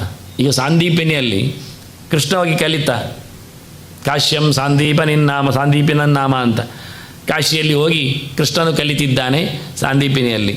ಅಂದ ತಕ್ಷಣ ಸಾಂದೀಪಿನಿ ದೊಡ್ಡದು ಕೃಷ್ಣನಿಗಿಂತ ಹೇಳುವುದಾ? ಯಾರಾದರೂ ಹೇಳಿ ಯಾರ? 64 ದಿನದಲ್ಲಿ ಕಲಿತು ಬಂದಿದ್ದಾನೆ ಕೃಷ್ಣ. ಅದರಲ್ಲಿಯೂ ಕೆಲವೆಲ್ಲ ಕಾಡಿಗೆಲ್ಲ ತಿರುಗಿದ್ದಾನೆ ಸಮೇತ ತರಲಿಕ್ಕೆ. ಮಳೆಯಲ್ಲೆಲ್ಲ ನೆಲಗಡಲೆ ತಿಂದಿತಾ ಕೂತಿದ್ದಾನೆ ತನ್ನ ಮಿತ್ರರ ಜೊತೆಯಲ್ಲಿ. 64 ದಿನದಲ್ಲಿ 64 ವಿದ್ಯೆ ಕಲಿತಿದ್ದಾನೆ. 64 ದಿನದಲ್ಲಿ 64 ವಿದ್ಯೆ ಹೇಳಿಕೊಡಲಿಕ್ಕೆ ಸಾಂದೀಪನಿಗೆ ಬರ್ತದೆ ಅಂತಾದರೆ ಆ ಗುರುವಿನ ಕಥೆಯನ್ನು ನೋಡುವ. ಅವನ ಎತ್ತರ ಯೋಚನೆ ಮಾಡುವ ನಾವು. ಯಾರಾದರೂ ಇವತ್ತಿನವರೆಗೆ ಸಾಂದೀಪನಿಯ ಹೆಸರಿನಲ್ಲಿ ಏನಾದರೂ ಪ್ರಶಸ್ತಿಯ ವಿಷಯವ ದೊಡ್ಡ ಸಂಗತಿಯ ಮಾಡಿದರೆ, 64 ವಿದ್ಯೆಗಳನ್ನು ಹೇಳಿಕೊಡಬೇಕಾದ್ರೆ ಅವನು ಎಷ್ಟು ಜೋರು ಇರಲಿಕ್ಕಿಲ್ಲ. ಅಷ್ಟು ಶಾರ್ಟ್ ಪೀರಿಯಡಲ್ಲಿ ಬೇರೆ, ಕಲಿಯುವ ಚಾಣಾಕ್ಷಿ ಇರ್ತಾನೆ, ಅದು ವಿಷಯವೇ ಬೇರೆ. ಅದು ಇವನು ಹೇಳಿಕೊಡ್ಬೇಕಲ್ಲ, ಹೇಳಿದೆ ಅಂತಾದರೂ ಹೇಳಬೇಕಲ್ಲ. ಇರಲಿ ಬಿಡಿ, ಇವ ಬರ್ತಾನೆ ಅಂತ ಹೇಳಿದ್ದಾನೆ 64, ಎಲ್ಲಿಂದ ಕಲಿತು ಕೂತಾವ ಮೂಟೆ ಮಾಡಿಕೊಂಡು. ನಾವು 4 ವಿದ್ಯೆ ಕಲಿಯುವ ಮೊದಲು, ಮತ್ತೆ ನೋಡುವ. ಅದರಿಂದ ಹೇಳಿಕೊಟ್ಟವ ಅಂದ ತಕ್ಷಣ ದೊಡ್ಡ ಸಂಗತಿ ಅಲ್ಲ, ಅದು ನಾಟಕ. ಹಾಗೆ ಇವನದ್ದು ಕತೆ. ಅದಕ್ಕೋಸ್ಕರ ಇಲ್ಲಿ ಮಹೇಶ ಅಖಿಲ ಪಾಠಿತ ಅಂದಾಗ ಇವನು ಹೇಳಿಕೊಟ್ಟದ್ದು, ಇವನು ಹೇಳಿಕೊಟ್ಟು ಗಟ್ಟಿಯಾದ್ದು ಎಲ್ಲ ಮತ್ತೆ ನೋಡಲಿಕ್ಕೆ ಬರ್ತದೆ. ಇರಲಿ. ಗೋತ್ರಾಣ ಕೃತ್ಸ್, ಅಪ್ಪನ ದನವನ್ನು ಎಳ್ಕೊಂಡು ಹೋದಾಗಲೇ ದೊಡ್ಡ ಗಲಾಟೆ ಆದದ್ದು. ದನ ಸಿಗಲಿಲ್ಲ, ದನದ ಮರಿ ಸಿಕ್ಕಿತು. ಮತ್ತೆ ಕಾರ್ತಿವೀರ್ಯರವರಿಗೆಲ್ಲ ದನ ಹಾರಿದೆ. ಜಮದಗ್ಗಿನ ಹತ್ತಿರದ್ದು ಕಾರ್ತಿವೀರ್ಯನ ಕಥೆ, ಅದು ದೊಡ್ಡ ಕಥೆ. ಎಲ್ಲ ರಕ್ಷಣೆ ಮಾಡಲಿಕ್ಕೆ ನಿಂತವ ಪರಶುರಾಮ. ದನಕ್ಕಾಗಿ ಆವತ್ತು ಕೊಡಲಿ ಕೈಯಲ್ಲಿ ಹಿಡಿದವ ಪರಶುರಾಮ. ಯೋಚನೆ ಮಾಡಬೇಕು ನಾವು. ಇವತ್ತು ದನದ ಹತ್ಯೆಯ ಕತೆ ಕೇಳಿಕೊಂಡಾಗ ಎಷ್ಟು ಮೈ ಬಿಸಿ ಹೇಳ್ತದೆ ಅಂತ. ಇವತ್ತು ಪರಶುರಾಮ ಬರಬೇಕು, ಅದು ಪರಶುರಾಮನ ಸೃಷ್ಟಿಯಲ್ಲಿ ಜಾಗದಲ್ಲಿ ಅಂದಾಗ.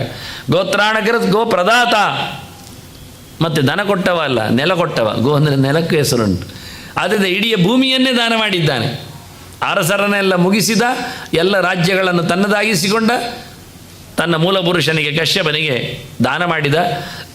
ಈ ನೆಲಕ್ಕೆ ಕಾಶ್ಯಪಿಯಿಂದ ಹೆಸರಾಯಿತು, ಕಶ್ಯಪನ ಮಗಳು ಒಂದು ಹೆಸರಾಯಿತು ದಾನ ಕೊಟ್ಟದ್ದರಿಂದ. ವಿಪ್ರ ಕ್ಷತ್ರಿಯ ಕರ್ಮಕೃತ್ಸ್, ಇವನಿಗಿದು ಹೆಗ್ಗಳಿಕೆ.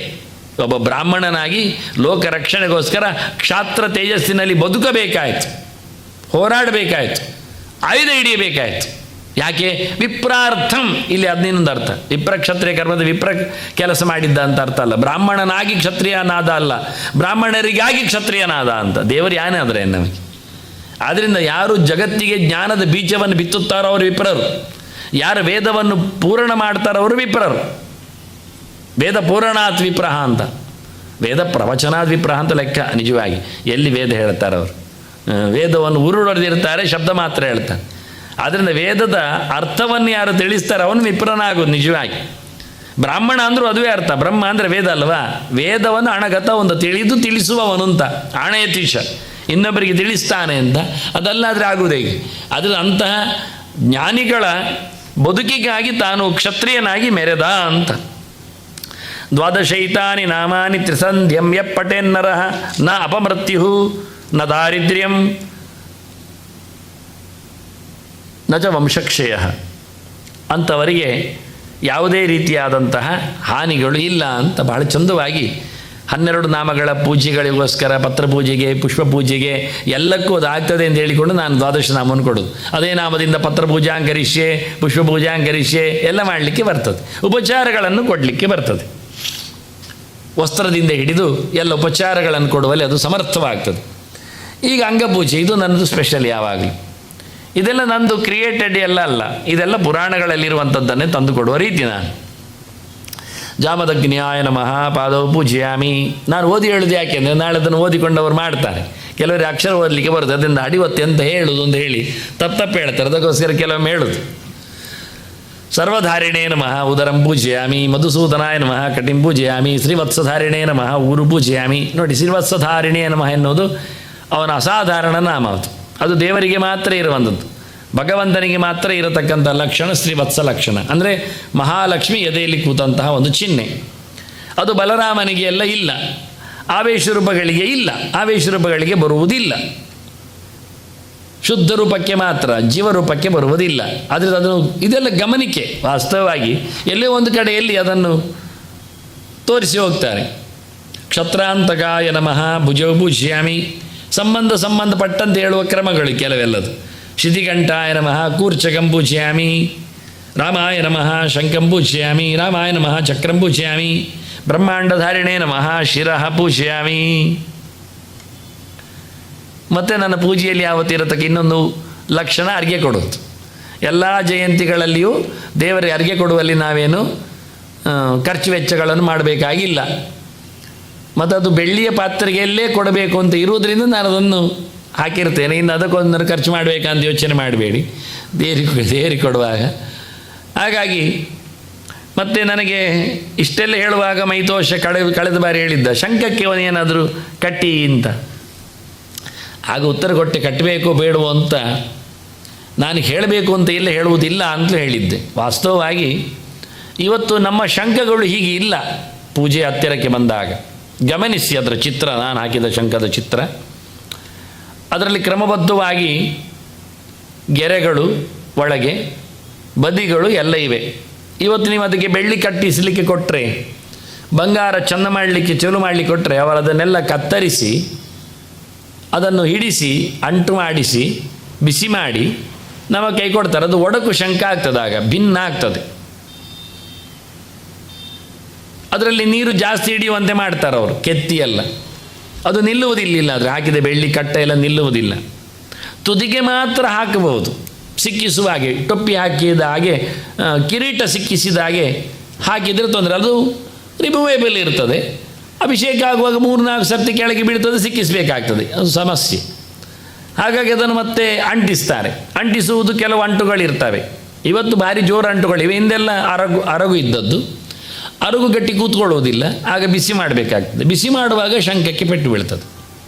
ಅಂದರೆ ಏನಾದರೂ ಅದು ಎಲುಬು, ಅದು ಒಂದು ರೀತಿಯಿಂದ ಬರ್ನ್ ಆಗ್ತದೆ. ಹಾಗಾಗಿ ಅದು ಆಗಬಾರ್ದೇನೋ ನೆಲೆಯಲ್ಲಿ ನಾನು ಅದಕ್ಕೇನು ವೇಷ ಹಾಕಲಿಲ್ಲ.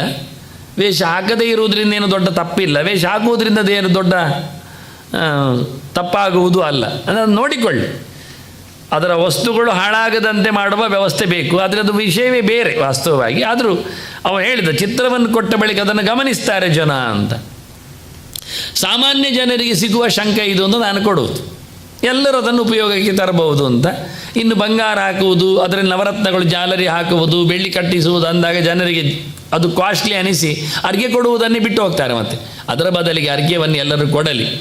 ಯಾಕೆಂದರೆ ಎಲ್ಲರಿಗೂ ಮುಟ್ಟುವ ಅಧಿಕಾರ ಉಂಟು ಶಂಖವನ್ನು. ಮನೆ ಮಂದಿ ಎಲ್ಲರೂ, ಉಪನೀತರು, ಅನುಪನೀತರು, ಸಂಸ್ಕಾರ ಆದವರು, ಆಗದಿದ್ದವರು, ಸ್ತ್ರೀಯರು, ಬಾಲರು, ವೃದ್ಧರು ಎಲ್ಲರೂ ಸಹ ಆವತ್ತಿನ ದಿನ ಬಂದು ಜಮದಗ್ನಿ ಸುತೋ ವೀರ ಕ್ಷತ್ರಿಯಾಂತಕರ ಪ್ರಭೋ ಗೃಹಾಣಾರ್ಘ್ಯಂ ಮಯಾ ದತ್ತಂ ಕೃಪಯಾ ಪರಮೇಶ್ವರ ತ್ರಿಸಪ್ತಕೃತ್ವ ಕ್ಷತ್ರಾಣಾಂ ನಿಹಂತ್ರೇ 3-7 ಬಾರಿ ಅಂದರೆ 21 ಅಂತ ಅರ್ಥ. ನೋಡಿ, ಗುಣಿಸು ಕಥೆಯನ್ನೆಲ್ಲ ಸಂಸ್ಕೃತ ಎಷ್ಟು ಚೆನ್ನಾಗಿ ಹೇಳ್ತದೆ ನೋಡಿ. ತ್ರಿಸಪ್ತಕೃತ್ವ ಕುಪಿತಃ ನಿಕ್ಷತ್ರಾಮಕರೋನ್ ಮಹೀಮ್ ಅಂತ ಕ್ರಮಬದ್ಧವಾಗಿ ತ್ರಿಸಪ್ತ 3 21 ಬಾರಿ ಅಂತ. ಅದರಿಂದ ವೇದದಲ್ಲಿ ಪುರಾಣಗಳಲ್ಲಿ ಎಲ್ಲ ಗುಣಿಸು ಗುಣಾಕಾರ ಎಲ್ಲ ಇತ್ತ. ಲೆಕ್ಕ ಎಲ್ಲ ನಾವು ಶುರು ಮಾಡಿದ್ದು ವ್ಯವಹಾರ ಬಂದ ನಂತರ, ದುಡ್ಡು ಎನ್ನುವುದು ಬಂದಾಗ ಅಂತ ಹೇಳಲಿಕ್ಕೆ ಹೋಗಬೇಡಿ. ಎಲ್ಲ ವಸ್ತುಗಳಲ್ಲಿಯೂ ಲೆಕ್ಕ ಮಾಡಲಿಕ್ಕೆ ಬರ್ತಿತ್ತು ಅವರಿಗೆ. ನಿಹಂತ್ರೇ ತಿಗ್ಮಚೇದಸೆ ನಮಸ್ತುಭ್ಯಂ ಭಗವತೆ ಪರಶ್ವದ ವಿಧಾರಣೆ. ಪಾದ್ಮ ಸಂಹಿತೆ ಹೇಳಿದರೆ ಪೂಜೆಯ ಪ್ರಕಾರಗಳೆಲ್ಲ ಹೆಚ್ಚಿರುವಂಥದ್ದು ಪ್ರಾದ್ಮ ಸಂಹಿತೆ, ಶ್ರೀಕೃಷ್ಣ ಸಂಹಿತೆ, ಈಶ್ವರ ಸಂಹಿತೆ, ಬೃಹತ್ ಬ್ರಹ್ಮ ಸಂಹಿತೆ, ಇಂಥ ಕಡೆಗಳಲ್ಲೆಲ್ಲ ಹೆಚ್ಚು ಪೂಜೆಯ ವಿಷಯಗಳು ಬರ್ತವೆ. ಹಾಗಾಗಿ ಅಲ್ಲಿಂದ ಕೆಲವು ಮಾತುಗಳನ್ನು ಪ್ರಬುದ್ಧವಾಗಿರುವುದನ್ನು ಸಾಲಾಸಗಟಾಗಿರುವುದಕ್ಕೋಸ್ಕರ ನಾನು ಒಂದೇ ಕಡೆಯಿಂದ ಎತ್ತಿಕೊಂಡಿದ್ದೇನೆ. ಸುಲಭ ಅರ್ಥ ಬರುವಂಥದ್ದು ಮತ್ತು ಅರ್ಥ ಆಗುವಂಥದ್ದು ಶಬ್ದಗಳಲ್ಲಿ. ರಾಮನನ್ನು ಸ್ತುತಿಸುವ ಬಗೆ ಅದು ಕೆಲವು ಸ್ಕಂದ ಪುರಾಣದ ಮಾತು. ಹೇ ರಾಮ ಜಗತಾಮೀಶ ಜಾಮದಗ್ನಿ ಮಹಾಪ್ರಭು ದುಷ್ಟ ಕ್ಷತ್ರಿಯ ಸಂಹಾರ. ಕ್ಷತ್ರಿಯರನ್ನು ಸಂಹಾರ ಮಾಡಿದರೆ ತಪ್ಪಾಗುತ್ತೆ, ಆಡಳಿತ ಮಂಡಳಿ ಮೇಲೆ ವಿರೋಧ ಬರ್ತದೆ, ಒಂದು ಜಾತಿ ಹೊಡೆಯುವುದು ಅಂದರೆ ಏನು ಸಮ ಅಂತ ಕೇಳಿದರೆ ಅದಕ್ಕೆ ದುಷ್ಟ ಅಂತ ಶಬ್ದ ಆಗಿತ್ತು. ದುರ್ಯೋಧನಾದಿಗಳನ್ನು ಸಾಯಿಸಿದ್ದು ಅಂದಾಗ ಅವರ ದೌರ್ಜನ್ಯಕ್ಕೆ ಕೃಷ್ಣ ಮೊದಲೇ ಹೇಳ್ತಾನೆ, ಯದಾ ಹಿ ಧರ್ಮಸ್ಯ ಗ್ಲಾನಿರ್ಭವತಿ ಅಂತಾನೆ. ಧರ್ಮ ತಪ್ಪಿದಾಗ ನಾನು ಬರ್ತೇನೆ, ಸರಿ ಮಾಡಲಿಕ್ಕೆ ನೋಡುತ್ತೇನೆ, ಆದರೆ ಅವರು ಸರಿ ಆಗದಿದ್ದರೆ ಅವರನ್ನು ಹೊಡಿಬೇಕಾಗ್ತದೆ ಅಂತ. ಆದ್ದರಿಂದ ಪಾಂಡವಾನ ಮಿತಾರ್ಥಾಯ ಕೌರವಾನ ವಿನಾಶಾಯ ಎನ್ನುವುದು ಸತ್ಯವೇ. ಬುದ್ಧಿ ಹೇಳಿದೆ, ಕೇಳಲಿಲ್ಲ ಅವರು. ಅರ್ಧ ರಾಜ್ಯ ಎಲ್ಲಾದರೂ ತಿಂದುಕೋ ನೀನು ಪರವಾಗಿಲ್ಲ ಅಂತೇಳಿ ನಾನು ದ್ಯೂತವನ್ನು ಒಪ್ಪಿ 5 ಗ್ರಾಮದ ಬಗ್ಗೆಯೂ ಮಾತಾಡಿದ್ದೆ, ಒಪ್ಪಲಿಲ್ಲ ಅಂತ. ಆದ್ದರಿಂದ ದುಷ್ಟರನ್ನು ಮುಗಿಸದೆ ನಮಗೆ ದೌರ್ಜನ್ಯ ಉಳಿಯಲಿಲ್ಲ ಆದಾಗ ನಾನು ತೆಗೆದದ್ದು ಅಂತ ತಾನೇ ಯಾರಿಂದೋ ಮಾಡಿಸಿದ, ನೀನೇ ಮಾಡಲಿಲ್ಲ ಅಂದವನು ಹೇಳ್ತಾನೆ. ವಿದುರ ಕೇಳ್ತಾನೆ, ಒಪ್ಪದವರ ಹತ್ರ ಬರಬೇಡ ಅಂತ. ನಾಳೆ ಜನ ಹೇಳುತ್ತಾರೆ ನಮಾಂ ಬ್ರೂಯು ಅಧರ್ಮಿಷ್ಠ, ಕೆಟ್ಟವರು ಮತ್ತೆ ನಾಳೆ ಹೇಳಬಾರ್ದು. ಕೃಷ್ಣ ಟ್ರೈ ಮಾಡಿದರೆ ಯುದ್ಧ ನಿಲ್ತಿತ್ತು ಅಂತ ಹೇಳೋದು ಬೇಡ, ಅದಕ್ಕೆ ನಾನೇ ಹೋಗಿ ದಮ್ಮಯ್ಯ ಧಕ್ಕೆ ಹಾಕಿ ಬಂದಿದ್ದೇನೆ ಅಂತ. ನಾವು ಇಷ್ಟು ಸ್ಪಷ್ಟ ಇರುವಾಗ ಎಷ್ಟೋ ಜನ ಕೇಳುವುದುಂಟು, ಕಡಿಯುವುದು ಬೇಡಿತ್ತು, ಬೋಧ ಹೇಳಿದರೆ ಆಗ್ತಿತ್ತು ಅಂತ. ಆಗ್ತಿತ್ತು, 1 ಸರ್ತಿ 2 ಸರ್ತಿ ಆಯಿತು ನೋಡಿ. ಹನುಮಂತನು ಹೋಗಿ ಹೇಳಿದ ಬೋಧ, ವಿಭೀಷಣ ಅದಕ್ಕಿಂತ ಮೊದಲು ಬೋಧ ಹೇಳಿದ, ಕುಂಭಕರ್ಣನು ಮಧ್ಯದಲ್ಲಿ ಬೋಧ ಹೇಳಿದ, ಅಂಗದನು ಬೋಧ ಹೇಳಿದ ಹೋಗಿ ದೌತ್ಯದಲ್ಲಿ, ರಾಮನು ಹೇಳಿದ ಕೊನೆಗೆ ರಣಾಂಗಣದಲ್ಲಿ, ಹೋಗು ನಾವು ಎಷ್ಟು ಜೋರಿದ್ದೇವೆ ಗೊತ್ತಾಯ್ತಲ್ಲ, ಹೋಗು ಬದುಕು ಕೊಡು ಸೀತೆ. ಆಗಲಿ ಸಾಯದೆ ಕೊಡುವುದಿಲ್ಲ. ಎಂಥದ್ದು ಮಾಡಲಿಲ್ಲ ಅವನು, ಉಪಯೋಗಕ್ಕೆ ಬರಲಿಲ್ಲ, ಅದು ಇಟ್ಟುಕೊಂಡದ್ದೇ ಬಂತವನಿಗೆ. ಊದು ಹಚ್ಚಲಿಲ್ಲ ಅದಕ್ಕೆ ಪುಣ್ಯಾತ್ಮ. ಒಂದು ಸುಪ್ರದಕ್ಷಿಣೆ ಒಂದು ಅದು ಆಗಲಿಲ್ಲ, ಏನಾಗಲಿಲ್ಲ, ಸತ್ತು ಹೋದ. ಅದರಂತೆ ಇಲ್ಲಿ ಅಶ್ವತ್ಥಾಮನು ಹೇಳಿದ್ದಾನೆ ದುರ್ಯೋಧನ ಹತ್ರ, ದುಶ್ಯಾಸನ ಸತ್ತಾಗಲು. ಕರ್ಣನು ಹೇಳಿದ್ದಾನೆ, ಪಾಂಡವರಿಗೆ ಹೊಡೆದು ಸಾಯಿಸಲಿಕ್ಕೆ ಬರುವುದಿಲ್ಲ, ನಾನು ಟ್ರೈ ಮಾಡಿ ಸೋತಾಗಿದೆ ಅಂದ. ಭೀಷ್ಮರು ಹೇಳಿದ್ದಾರೆ, ದ್ರೋಣರು ಹೇಳಿದ್ದಾರೆ, ಕೇಳಲಿಲ್ಲ, ಬೋಧೆ ಮಾಡಿ ಕೇಳುವುದಿಲ್ಲ ಅವರು. ಅದರಿಂದ ದುಷ್ಟ ಕ್ಷತ್ರಿಯ, ಅದರಿಂದ ದುಷ್ಟತನ ಎನ್ನುವುದನ್ನು ಸಂಹಾರ ಮಾಡಬೇಕಾದ್ರೆ ವ್ಯಕ್ತಿಯೇ ಮುರಿಬೇಕು ಹೊರತು ಶಕ್ತಿ ಮುರಿಲಿಕ್ಕೆ ಆಗುವುದಿಲ್ಲ. ದುಷ್ಟ ಕ್ಷತ್ರಿಯ ಸಂಹಾರ. ಆದ್ದರಿಂದ ವೈರಿಶೇಷಂ ನಕಾರ ಅಂತ ಹೇಳೋದು, ಅವರ ಪೂರ್ಣ ಪಡೆಯನ್ನು ತೆಗೆದಿಲ್ಲ, ಆದರೆ ಇನ್ನೊಂದು ಹುಟ್ಟುತ್ತದೆ, ಮತ್ತೆ ಅದರ ಇನ್ನೊಂದು ರೂಪ ಹುಟ್ಟುತ್ತದೆ. ಉಗ್ರವಾದದ ಸಂಪೂರ್ಣ ನಾಶ ಆಗದೇ ಇದ್ದರೆ ಅದು ಮತ್ತೆ ಯಾವತ್ತು ಅದು 4 ಜನರನ್ನು ಬಿಡಿ ಹಾಗೆಲ್ಲ ಆಗುವುದಿಲ್ಲ ಅಂದ, ಪೂರ್ಣ ಹೋಗಬೇಕು. ಭಕ್ತಾನುಗ್ರಹಕಾರಕ, ವಾಸ್ತವವಾಗಿ ಭಕ್ತರ ಅನುಗ್ರಹಕ್ಕೋಸ್ಕರ ಮಾಡಿದ ಕಥೆ ಅದು. ನಮೋ ನಮಸ್ತೆ ಭೃಗುವರ್ಯ ದೇವ, ನಮೋ ನಮಸ್ತೆ ದ್ವಿಜಪೇಂದ್ರ ಸೂರ್ಯ, ನಮೋ ನಮಸ್ತೆ ಬಲದ ವದಾಹ, ನಮೋ ನಮಸ್ತೆ ಅಖಿಲ ಕಾಮದೋಹ. ಅದೆಲ್ಲ ಸಾಹಿತ್ಯಿಕವಾಗಿ ಎಲ್ಲ ನಮ್ಮಲ್ಲಿ ಶ್ಲೋಕಗಳೇ, ಪುರಾಣಗಳ ಮಾತುಗಳೇ ಇಲ್ಲ, ಎಲ್ಲ ಮಂತ್ರಪ್ರಾಯ, ಎಲ್ಲ ಅರ್ಥ ಆಗುವುದಿಲ್ಲ ಕೆಲವೊಮ್ಮೆ. ಇಂಥದ್ದೆಲ್ಲ ಯಾರಿಗೆ ಬೇಕು? ನಾವು ಸಾಹಿತ್ಯಗಾರರು ಬಹಳ ಚಂದವಾಗಿ ಪ್ರಾಸ ಬರುವಂತೆ, ರೈಮಿಂಗ್ ವರ್ಡ್ಸ್ ಇರುವಂತೆ ಎಲ್ಲ ಮಾಡಿಕೊಡ್ತೇವೆ ಅಂದರೆ ನಾನು ಅದಕ್ಕೆ ತಂದಾಗಿದ್ದು. ಪುರಾಣಗಳಂಥದ್ದು ಮಾತುಗಳನ್ನು 1000 ಗಟ್ಟಲೆ ಹೇಳಿದೆ. ನೀವು ಎಷ್ಟು ಚಂದ ಬೇಕು, ಯಾವ ಛಂದಸ್ಸಿನಲ್ಲಿ ನಿಮಗೆ ಬೇಕು ಹೇಳಿ, ಪುರಾಣಗಳಲ್ಲಿ ಅದ್ಭುತವಾದ ಕಲಿಕೆ ಎನ್ನುವುದನ್ನು ಛಂದಶಾಸ್ತ್ರ ಕಲೀಲಿಕ್ಕೆ ಪುರಾಣ ಉಪಯೋಗಿಸಿಕೊಂಡ್ರೆ ನಾವು ಯಾವತ್ತೋ ಇವತ್ತು ಎಷ್ಟೋ ಮುಂದಕ್ಕೆ ಹೋಗ್ತಿದ್ದೆವು. ನಾನು ಅಲಂಕಾರ ವಿದ್ವತ್ತಲ್ಲ, ನಾನು ಸಾಹಿತ್ಯ ಕೃತಿಗಳನ್ನು ಓದಲಿಲ್ಲ ಅಂತಲ್ಲ, ಆದರೆ ನಾನು ಎಲ್ಲ ಸಾಹಿತ್ಯಾತ್ಮಕವಾದ ಕ್ರಿಯೆಗಳನ್ನು ನಡೆಸುವಲ್ಲಿ, ಅಷ್ಟಾವಧಾನ ಆಗಲಿ, ಶತಾವಧಾನ ಆಗಲಿ, ಶ್ಲೋಕ ರಚನೆ ಆಗಲಿ, ಎಲ್ಲಕ್ಕೆ ನನಗೆ ಮೂಲ ಸೋರ್ಸುಗಳೆಲ್ಲ ಪುರಾಣಗಳೇ. ಅವರ ರಚನೆ, ವ್ಯಾಸ ನಿರ್ಮಿತಿಯೇ. ಇದನ್ನು ನಾನು ಹೇಳುವುದಲ್ಲ, ವ್ಯಾಸೋಚ್ಚಿಷ್ಟಂ ಜಗತ್ಸರ್ವಂ ಅಂತ ಹಿಂದಿನದ್ದೇ ಗೆರೆಗಳು. ಅದನ್ನು ತೋರಿಸುವ ಕೆಲಸಕ್ಕೋಸ್ಕರ ನಾನು ಇಂಥ ಕೆಲವು ಶ್ಲೋಕಗಳನ್ನು ಎತ್ತಿ, ಇಂಥದ್ದು 1000 ಇದೆ ಹೇಳಿದ್ನಲ್ಲ. ಪರಶುರಾಮನ ಬಗ್ಗೆ ಸ್ತೋತ್ರವೇ ನನಗೆ 100 ಸಿಗ್ತದೆ. 1-2 ಸ್ಯಾಂಪಲಿಗೆ ಅಷ್ಟೇ ತರೋದು. ನಿನ್ನೆ ರಾಮನಿಗಾಗೋ ಹನುಮಂತನದ್ದೇ ಮಾಡಿದ್ದು ಅಂತ ಎಸ್ಲಿಸುವಲ್ಲಿ ತಂದಿಟ್ಟಿದ್ದೇನೆ. ಅದರಲ್ಲಿ ಇತಿಹಾಸಗಳ ಕವರ್ ಬರಬೇಕು, ನನಗೆ ವಿಶೇಷಾಂಶಗಳು ಇರಬೇಕು, ಹೀಗೊಂದು ಛಂದಸ್ಸು ಬೇರೆ ಬರಬೇಕು. ಸೇಮ್ ಹೇಳಿದಾಗೆ ನಮೋ ನಮಃ ಕಾರಣ ಪೌರುಷಾಯ ಸ್ವಭಕ್ತ ಸಂಸಾರ ತರೋಹ ಕುಟಾರ ಸ್ವಕ್ಷೇತ್ರ ರಕ್ಷಾಧೃತ ಚಾಪಬಾಣ ಸ್ವಕೀಯ ದುಃಖಾಬ್ಧಿ ವಿಶೋಷಣೇಹ. ಇಹ ಅಂದರೆ ಇಷ್ಟ ಅಂತ ಅರ್ಥ. ಎಲ್ಲವನ್ನೂ ತೆಗೆಯುವ ಇಷ್ಟವುಳ್ಳವನಿಗೆ, ತಮ್ಮವರಿಗೆ, ಸ್ವಕೀಯರಿಗೆ ಮಾತ್ರ.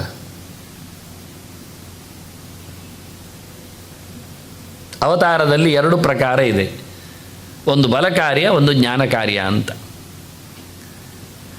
ಪರಶುರಾಮನ ಬಲ ಕಾರ್ಯ ತಮಗೆಲ್ಲ ಗೊತ್ತೇ ಇದೆ. 21 ಬಾರಿ ಈಗಾಗಲೇ ಹೇಳಿದ್ದೇನೆ, ಕ್ಷತ್ರಿಯರ ಸಂಹಾರ ಅಂತ. ಹಿನ್ನೆಲೆ ಹೀಗೆ: ಜಮದಗ್ನಿ ಆಶ್ರಮ, ಕಾರ್ತವೀರ್ಯನ ಪ್ರವೇಶ. ಜಮದಗ್ನಿ ಪರಶುರಾಮನ ಅಪ್ಪ. ಕಾರ್ತವೀರ್ಯ ಹೀಗಾಗಿ ಬೇಟೆಗೆ ಬಂದವ, ಕಾಡಿಗೆ ತೆರಳಿದವ, ದತ್ತನ ಅನುಗ್ರಹಕ್ಕೆ ಒಳಗಾದವ, ದತ್ತಾತ್ರೇಯ ಭಗವಂತನ ವಿಶೇಷವಾದ ಕಾರುಣ್ಯಕ್ಕೆ ಒಳಗಾದವ ಕಾರ್ತವೀರ್ಯ ಸಪ್ತದ್ವೀಪೇಶ್ವರ. ಅವನು ಬಹಳಷ್ಟು ದೀರ್ಘಕಾಲದ ವ್ಯಕ್ತಿ. ಬಂದಾಗ ಜಮದಗ್ನಿಗಳು ಅರಸ ಬಂದ ಹೇಳಿ, ಭಗವಂತನ ವಿಶೇಷ ವಿಭೂತಿ ಅಂತ ಹೇಳಿ ಕಾರ್ತವೀರ್ಯನಿಲ್ಲೇ ಒಂದು ಹೆಸರೇನು ಕೇಳಿದರೆ ಅವನಿಗೆ 1000 ತೋಳುಗಳು ದತ್ತ ಕೊಟ್ಟಿದ್ದಾನೆ ಉಪಾಸನೆಯಿಂದ. ಆದ್ದರಿಂದ ಯಾರದ್ದಾದರೂ ಏನಾದರೂ ಕಳವಾದರೆ, ಕಳೆದು ಹೋದರೆ 2 ವಿಷಯ: ಕಳೆದು ಹೋಗುವುದು ಗೊತ್ತಿಲ್ಲದೆ, ಕಳವಾಗುವುದು ಅವನಿಗೆ ಗೊತ್ತಿರ್ತದೆ, ಕದ್ದವನಿಗೆ. 2 ಪ್ರಕಾರದಲ್ಲಿ ಹೃತಂ ನಷ್ಟಂಚ. ಯಾರೋ ಕದ್ದು ಬಿಟ್ಟರು, ತಾವಾಗಿ ಕಳ್ಕೊಂಡ್ರು, ಕಾರ್ತವೀರ್ಯ ನೆನಪು ಮಾಡಿಕೊಂಡ್ರೆ ಅವನು ಹುಡುಕಿ ಕೊಡ್ತಾನೆ ಅಂತ 1000 ಕೈ ಉಂಟು ಅವನಿಗೆ. ಇದು ನಡೆದ ಘಟನೆಗಳು ಹೌದು, ಆಗ್ತದೆ, ಸತ್ಯ. ಕಾರ್ತವೀರ್ಯ ಅರ್ಜುನೋ ನಾಮ ರಾಜ ಬಾಹುಸಹಸ್ರವಾನ್ ತಸ್ಯ ಸ್ಮರಣ ಮಾತ್ರೇಣ ಹೃತಂ ನಷ್ಟಂಚ ಲಭ್ಯತೆ, ಅದು ವಿಂದತೆ, ಪಡೀತಾನೆ ಅಂತ. ಅಷ್ಟು ಅವನಿಗೆ ಯೋಗ್ಯತೆ ಇದೆ. ಬೇಕಾದಾಗ 1000 ತೋಳು ಬರುವುದು, ಬೇಡಾದರೆ ಇಲ್ಲ, ಹಾಗೆ. ಅಂತಹ ಕಾರ್ತವೀರ್ಯ ಅವನನ್ನು ನೆನೆದು ಜಮದಗ್ನಿ ಆಶ್ರಮದಲ್ಲಿ ನಮ್ಮಲ್ಲಿ ಊಟೋಪಚಾರ ಆಗಲಿ ಅಂದ. ಅದಕ್ಕೆ ನೆಗಾಡಿದ ಕಾರ್ತವೀರ್ಯ, ಬೇಡ, ನಾವು ತುಂಬ ಇದ್ದೇವೆ ಪಡೆ, ತಮಗೇಕೆ ತೊಂದರೆ ಅಂದ. ಇಲ್ಲ, ನಾನು ಅರಸೊತ್ತಿಗೆಗೆ ಸರಿಯಾಗಿರತಕ್ಕ ಔತಣವನ್ನೇ ಕೊಡ್ತೇನೆ ಅಂದ ಜಮದಗ್ನಿ. ಬೇಡ ಸ್ವಾಮಿ, ತಮಗೆಲ್ಲ ಆಗುವುದು ಅಂದರೆ ಕಷ್ಟವೇ ಅಂದ, ನಷ್ಟವೇ ಅಂದ. ಇಚ್ಛೆ ಮಾತ್ರ ಅಂದವ. ಅವನು ಒತ್ತಾಯ ನೋಡಿ, ಬೇಡ ಅಂತ ಹೊರಟವ ಕಾರ್ತವೀರ್ಯ ಒತ್ತಾಯ ಮಾಡಿದ್ದಕ್ಕೆ ಆಯಿತು ಅಂದ. ತುಂಬ ಸೌಜನ್ಯದಲ್ಲಿ ಆಯಿತು ಅಂದವ. ಒತ್ತಾಯಕ್ಕೇನು ಅಹಂಕಾರ ಪಟ್ಟು ಗರ್ವಟ್ಟು ನೋಡು ಎಂತ ಮಾಡ್ತಾರೆ ಅಂತಲ್ಲ. ಜಮದಗ್ನಿ ತನ್ನ ಕಾಮಧೇನುವಿನ ಮಗಳ ಹತ್ರ ಹೇಳಿದ, ನಂದಿನಿಗೆ, ದೇವಲೋಕದ ದನದ ಮಗಳದು, ನಂದಿನಿ ಹತ್ರ ಹೇಳಿದ, ರಾಜ ಇವತ್ತು ದೇವರ ವಿಭೂತಿ, ಅವನಿಗೆ ಔತಣ ಆಗಬೇಕು, ಅವನ ಪಡೆ ಇದೆ ಅಂತ. ಆಯಿತು, ಮಾಡಿ ಆಯಿತು. ಅದು ಏನು ವೈಭವ ನಮಗೆ ಗೊತ್ತಿಲ್ಲ, ಕತೆ ಗೊತ್ತಿರೋದು ಇಷ್ಟೇ, ಊಟದ ಮಾತ್ರ ಕತೆ. ಯಾಕೆಂದರೆ ನಾವು ಊಟ ಮಾತ್ರಕ್ಕೆ ಇರುವುದು, ಮತ್ತು ನಮಗೆ ಪಾಠ ಗೀಟ ಗತೆ ಗೊತ್ತಿಲ್ಲ. ಆದರೆ ಅದನ್ನೇ ನಾವು ಕೇಳೋದು, ಅಷ್ಟೇ ಹೇಳೋದು. ನಿಜವಾಗಿ ನಡೆದ ಘಟನೆಯನ್ನು ಕೇಳಿದರೆ ಎಷ್ಟೆಲ್ಲ ಅದ್ಭುತವಾದ ಏರ್ಪಾಡಾಗಿದೆ ಅಂದರೆ, ರಾಜನಿಗೆ ಪ್ರತ್ಯೇಕವಾದ ಇರಲು ಕೋಣೆಗಳು, ಕೊಠಡಿಗಳು, ಮಂತ್ರಿ ಆವಾಸಗಳು, ರಾಣಿಗಿರಗಳು, ಸ್ನಾನ ವ್ಯವಸ್ಥೆಗಳು, ಪರಿಚಾರಕರು, ವಾದ್ಯ ವಿಶೇಷಗಳು, ಊಟ ಉಪಚಾರಗಳ ವ್ಯವಸ್ಥೆಗಳು, ಹೀಗೆ ಇಡೀ ದೊಡ್ಡ ಮಟ್ಟಿನ ರಾಜಮಹಲುಗಳ ನಿರ್ಮಾಣ ಆಗಿದೆ. ಇದು ಯಾರು ಕೇಳೋದಿಲ್ಲ, ಪಾಠ ಯಾರಿಗೂ ಗೊತ್ತೂ ಇಲ್ಲ ಇದು. ಅದು ಮಾಡಿದ ಕಥೆಯನ್ನು ಕೇಳಿದರೆ ಆಳುಕಾಳುಗಳನ್ನು ಸೃಷ್ಟಿ ಮಾಡಿದೆ, ವ್ಯವಸ್ಥೆಗಳನ್ನು ಸೃಷ್ಟಿ ಮಾಡಿದೆ. ರಾಜನಿಗೆ ಪರಮಾಶ್ಚರ್ಯ ಆಗಿದೆ, ಇದು ಹೇಗೆ ಸಾಧ್ಯ ಆಯಿತು ಅಂತ. ಈ ಕಾಡಿನಲ್ಲಿ ಅರಮನೆಯಲ್ಲಿ ಇರುವುದಕ್ಕಿಂತಲೂ ಬೆಟರ್, ನಗರವಾಸಗಳಿಗಿಂತಲೂ ವಿಚಿತ್ರ ಇವನು ಇರುವುದು ನೋಡಿಕೊಂಡ್ರೆ ಎಲ್ಲರೂ ಕೂತುಬಿಟ್ರು, ಎಲ್ಲರಾಗಿ ಹೋದರು. ಅವರವರು ಬೇಕಾದ ವ್ಯವಸ್ಥೆಗಳು, ಊಟೋಪಚಾರಗಳೆಲ್ಲ. ಕೊನೆಗೆ ರಾಜ ಸಂತೋಷಪಟ್ಟು ಜಮದಗ್ನಿಯಲ್ಲಿ ಕೇಳಿದ, ಇದೆಲ್ಲ ಹೇಗೆ ಸಾಧ್ಯ ಅಂತ. ಅದು ನನ್ನ ಹೋಮಧೇನುವಿನ ಕಥೆ ಅಂದ. ಹೊರಟ ದಾರಿಯಲ್ಲಿ ಮಂತ್ರಿ ಮಕ್ಕಳು, ಮಂತ್ರಿ ವಿಶೇಷವಾಗಿ ಕೆಲಸ ಮಾಡಿದ್ದಿಲ್ಲಿ, ಅದು ನಮಗೆ ಬೇಕು ಅಂದ. ರಾಜ ಹೇಳಿದ್ದಲ್ಲ, ಮಂತ್ರಿ ಪ್ರವೋಕ್ ಮಾಡಿತ್ತು. ಕಾರ್ತಿವೀರ್ಯ ಒಪ್ಪಲಿಲ್ಲ, ಅದು ಋಷಿಗಳದ್ದು ಅಂದ. ಇಲ್ಲ, ಅವರಿಗೆ ಬೇಡ, ಅದು ನಮಗೆ ಬೇಕಾಗ್ತದೆ. ಮಂತ್ರಿಗಳು ಹೇಳಿದ್ದು ಕೇಳದಿದ್ದರೆ ರಾಜನ ಪ್ರಯೋಜನ ಇಲ್ಲ ಆಗ್ತಾನೆ. ಯಾಕೆ, ಅವರೇ ಆಡಿಸುವುದೆಲ್ಲ, ಮಂತ್ರಿಗಳೇ ರಾಜನನ್ನು ಆಡಿಸುವುದು ಕೆಲವೊಮ್ಮೆ ಇರ್ತದೆ. ಆದ್ದರಿಂದ ಮಂತ್ರಿಗಳ ವಿಶೇಷವಾದ ಒಂದು ಪ್ರೋತ್ಸಾಹದಲ್ಲಿ ಸೈನ್ಯ ಪಡೆ ಹೋಗಿ ಬರಲಿಲ್ಲ ಅವರು ಯಾರು ಸಹ. ಪೆಟ್ಟು ತಿಂದು ಎಳಿಲಿಕ್ಕೆ ಹೋದ್ರು ದನವನ್ನು. ದನ ಸುಮ್ಮನೆ ಕೂತಿತ್ತು. ಋಷಿಗಳ ಹತ್ರ ಮೋರೆ ನೋಡ್ತಾ ಋಷಿ ಹೇಳಿದ, ನನಗೆ ಸಂಬಂಧ ಪಡಲಿಲ್ಲ. ಯಾಕೆಂದರೆ ಎಲ್ಲವೂ ರಾಜರ ಅಧೀನ. ಈ ಸೊತ್ತು ರಾಜರಿಗೆ ಬೇಕು ಅಂತ ಹೇಳ್ಕೊಂಡು ಹೋದರೆ ನಾನು ಹಿಡ್ಕೊಳ್ಳಿಕ್ಕೆ ಬರುವುದಿಲ್ಲ, ಇದು ಕಾನೂನು.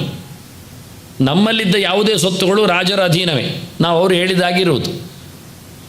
ಅವ್ರು ಹೇಳ್ಕೊಂಡು ಹೋದರೆ ಅದು ಅವರಿಗೆ ಪಾಪ, ನಮಗಲ್ಲ, ನಮ್ಗೆ ಗೊತ್ತಿಲ್ಲ ಅಂತ.